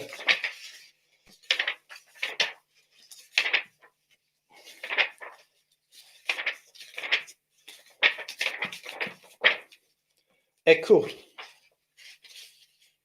Equus is the horse. Oh, equus, there we go. Different types of horse. That's cool, isn't it? I'll just get to it in a second. Anderson says, really appreciated the readings, Charles. Would love a reminder about the next. Yeah, I don't do a reminder. I just put it on. Sorry. Good luck with the studies. Thanks so much. So, equinox. Equinoctial in astronomy, a great circle of the celestial globe, whose poles are the poles of the world. See astronomy and geography. Equinox, the time when the sun enters either of the equinoctial points, where the ecliptic intersects the equinoctial. Cool. That's all it says. And we'll do one more, right? So what else are we going to do? Let's see what people are saying. Let's have a look. Yeah, so, okay. So, Nona says red Mercury supposed to be mysterious. Ralph says mermaid. Pete says dog star. Sam says arc. Yeah, that'll be the last one today. Arc. Let's look up arc. Yeah, arc. And we'll go back to this next time and we'll look up more, okay? So, right, arc. This is going to be fun. Arc. A-R-Q.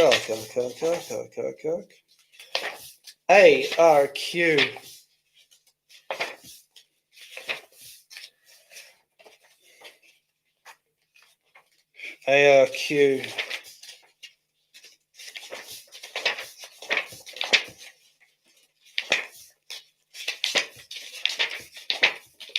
Algebra, anatomy. We're going to find arc of covenant. Luna Sparkle says, "Me old man grew up with colliers." Yeah, that's some American thing, isn't it?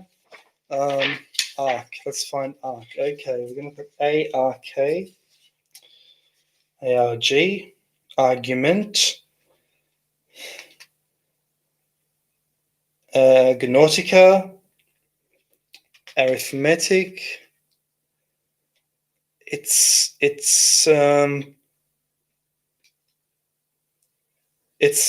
I'll have to look up after arithmetic. We'll see. It'll be here. Arithmetic seems to be that, doesn't it? It's tabulating. That seems to be what arithmetic is, according to this. It's just that. Yeah. Okay. Didn't know that. They teach things differently today. Oh, it's got a huge article. Tell you what I'll do. We'll read out the huge article, and then that'll be it. Oh my God! There's a picture. Woo! Look. Okay, here we go. The two types of arc. The boat. It looks like a greenhouse. Is that the ark of the other ark? And then this one. So it's got the two cherubs. And yeah, like, wow. That's cool as, eh? Let's see what the top one says. The top one is floating on the waters of the deluge. So it shows this funny kind of greenhouse floating on the waters of the deluge. What the hell is going on here? That's funny. Like, wow. Yeah, that's interesting. Oh, yeah, yeah.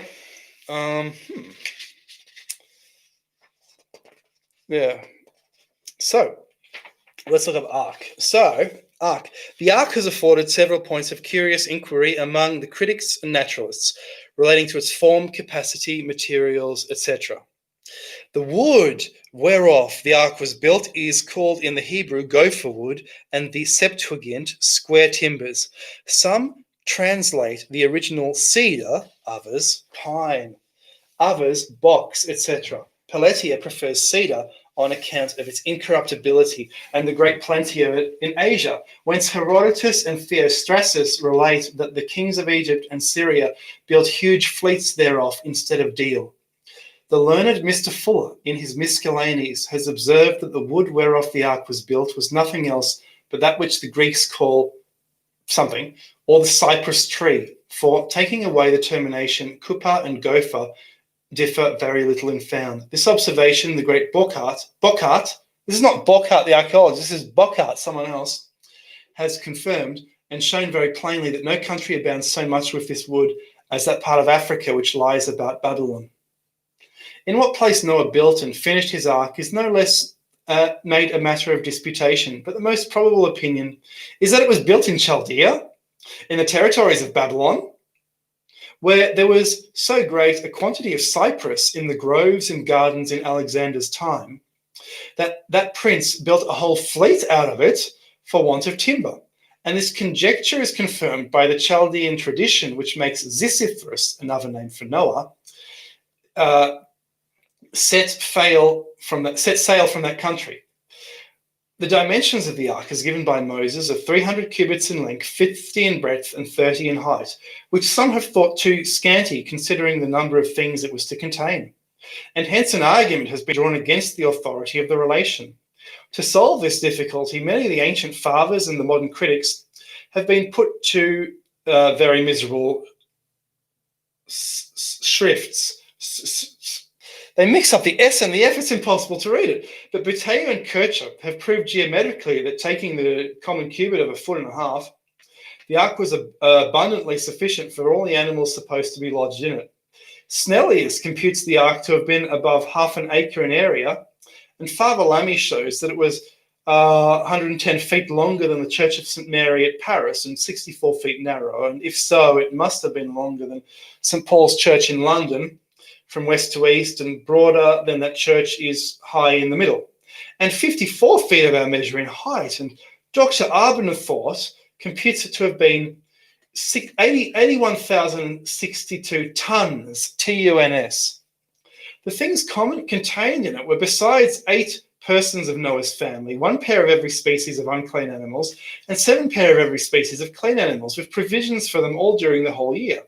The former appears at first view almost infinite, but if we come to a calculation, the number of species of animals will be found much less than is generally imagined, not amounting to 100 species of quadrupeds, nor to 200 of birds, out of which, in this case, are except such animals as can live in the water. Zoologists usually reckon about 170 species in all, and Bishop Wilkins shows that only 72 of the quadruped kind needed a place in the ark. So they're really trying to make it work. They're really trying to make this work, you know. By the description of Moses, Moses gives of the ark, it appears to have been divided into 3 stories, each 10 cubit or 15 feet high. And it is agreed on as most probable that the lowest story was for the beasts, the middle for the food, and the upper for the birds. With Noah and his family, each story being subdivided into different apartments, stalls, etc. Though Josephus, Philo, and other commentators add a kind of 4th story under the rest, being, as it were, the hold of the vessel to contain the ballast and receive the filth and feces of so many animals. But F. Calmet thinks that what is here reckoned as a story was no more than what is called the keel of ships, and served only for a conservatory of fresh water. Drexelius makes 300 apartments. F. Fournier, 333, the anonymous author of the questions on Genesis 400. Buteo, Temperonius, Elias Montanus, Hostus, Wilkins, Lamy, and others suppose as many partitions as there were different forms of animals. And it goes on and on and on about how many different animals. And in the second story, 30 or 40 pounds of hay ordinarily suffices for an ox a day, eh? And that a solid cubit of hay is usually pressed down into our hay ricks, makes about 40 pounds. So a square foot of hay is more than enough for one ox in a day. They're really trying to make this work.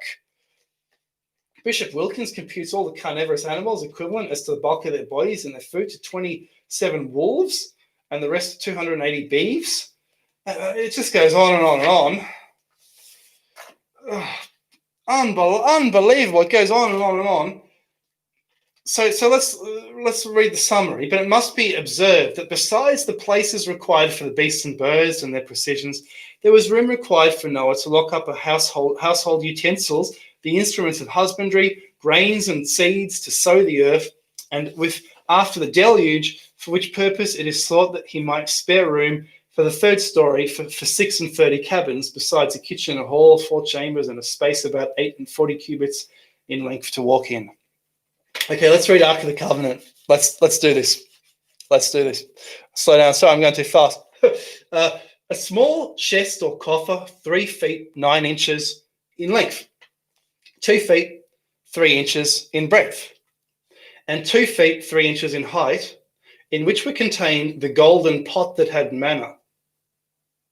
I didn't know that. The golden pot that had manna. I thought it just had the tablets. And Aaron's rod and the tables of the covenant. The tables of the covenant. This coffer was made of shittim wood and was covered with the mercy feet, which was of solid gold. At the 2 ends whereof were 2 cherubims looking toward each other with expanded wings, which embracing the whole circumference of the mercy seat, met on each side in the middle. The whole, according to the rabbins, was made out of the same mass, without joining any of the parts by folder. Here it was that the Shekinah, or divine presence, rested, both in the tabernacle and in the temple, and was visibly seen in the appearance of a cloud over it, and from hence the divine oracles were given out by an audible voice, as often as God was consulted on behalf of the people. So there was a voice coming out of that thing. That's very interesting. Yeah, and that's about it. We'll someone's saying look up Rosicrucians. Okay, that'll be the last one. Rosicrucians. Yeah, let's look up Rosicrucians. What do you think of the Ark? Like, wow. Emerald, you say look up lapidary. Sounds interesting. I'll look up lapidary. We'll look up. So what was the other one? Lapidary Rosicrucians will be in the same one. I don't know what a lapidary is. What's a lapidary? But I'll look up lapidary. There rings a bell. Lapidary, and then we'll call it off for today, and we'll come back another day. Yeah, lapidary. Let's have a look. But damn, weren't they trying to make the Noah's Ark work? They were trying to make it functional. Like, it's as if, can you imagine them doing that in the 20th century? Like the mid-19th century, they would have stopped doing that. That's early 19th century. And this is 18th century. It's an 18th century book. Like, wow. Like law. Law is big because these guys are probably lawyers and doctors who wrote this. They got a lot of time on their hands after overcharging people, 3 hours a day. So log, lim, lev. Oh, it's before law. Law. Land. Lap.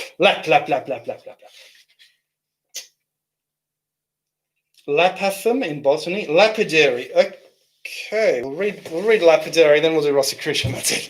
Right, lapidary. It's actually quite an article. So it's quite an artificer who cuts precious stones. The art of cutting precious stones is of great antiquity. The French, though they fell into it but lately, have notwithstanding carried this art to a very great perfection, but not in any degree superior to the English. Oh, by the way, you can look at that. There's rabbits. It says lapidary's mill or wheel, and that's a lozenge. Oh, a lozenge is a heraldry type. I didn't know that. A logarithmic curve. This is cool as. Look at these pictures. But anyway, let's read it. So, but not in any degree superior to the English. So it's saying the English are the best at lapidary. There are various machines employed in the cutting of precious stones, like that one, I suppose. According to their quality, the diamond, which is extremely hard, is cut on a wheel of soft steel turned by a mill with diamond dust tempered with olive oil and also serves to polish it. The description of the diamond cutter's wheel or mill is presented in plate C1111 as follows. A, the pincers. B, this is not going to be easy. Okay, get a look at it. All right. Okay. A, the pincers. B, the screw of the pincers. C, the shell that carries the mastic and the diamond. The mastic that softens the diamond at the end of the shell. The diamond presented to the wheel to be cut. F, the iron wheel turning on its pivot. Iron pegs to fix and keep the pincers steady. Small pegs of lead of different weights, wherewith the pincers are loaded at pleasure to keep them steady. A wooden wheel, the axis of a wheel. It is bended and makes an elbow about the wheel to receive the impulsion of a bar that does the office of a turning handle. The whole, a square piece of steel wherein the pivot of the trio axis moves. The turning handle, it goes on and on. The elbow of the piercer, wherewith a hog's head is broached, will give an idea of this kind of motion.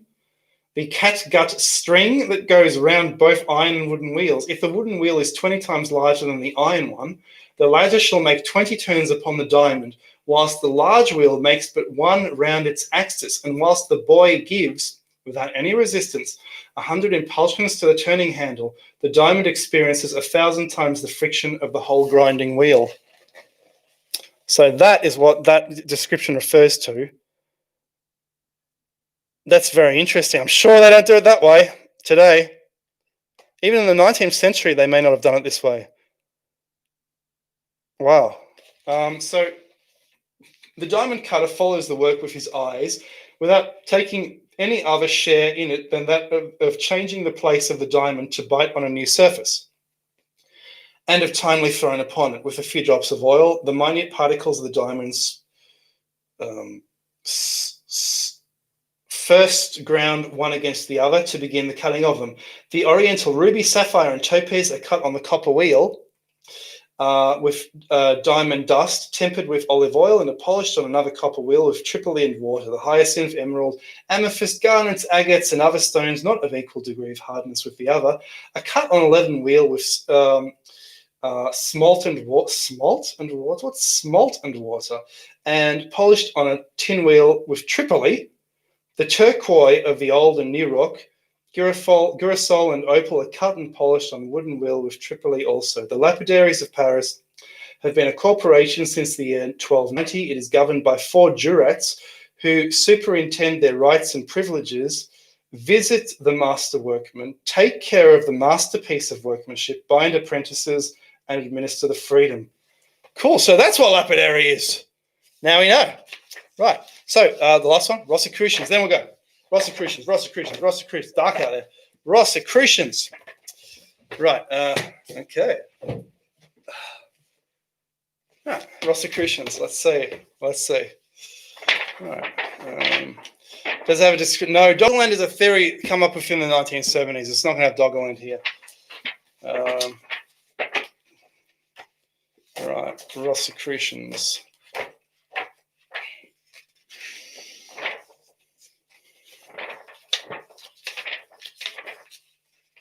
Rockets, row.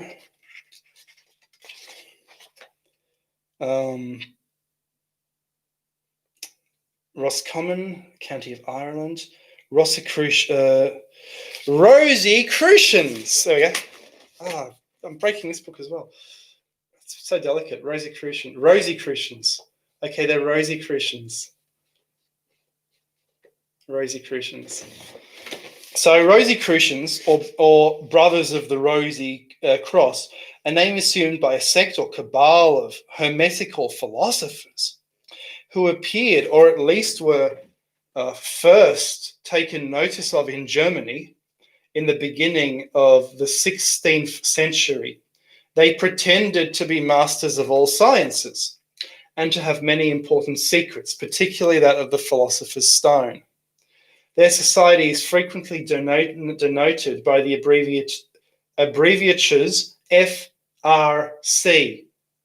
What would that be? Fellow of Rosicrucian Society? If I'm an FRC, I'm a fellow. It looks like, so we have in the English countries FRS, Fellow of Royal Society, or FRACS.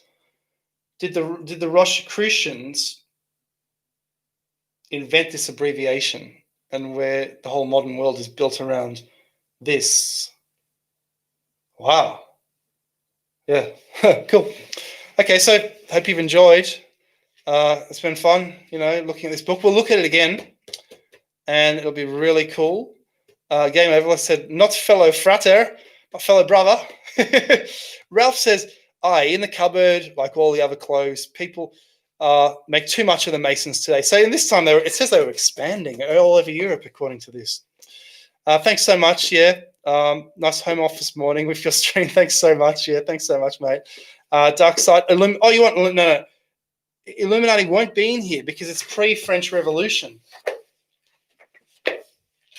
Or will it? You know what? If you're researching and discovering, it's good to look because you can make discoveries. That's how you make discoveries, right? Illuminati is the last one. Yeah, yeah, Illuminati. Yeah, Illuminati. We're going to find Illuminati. Right.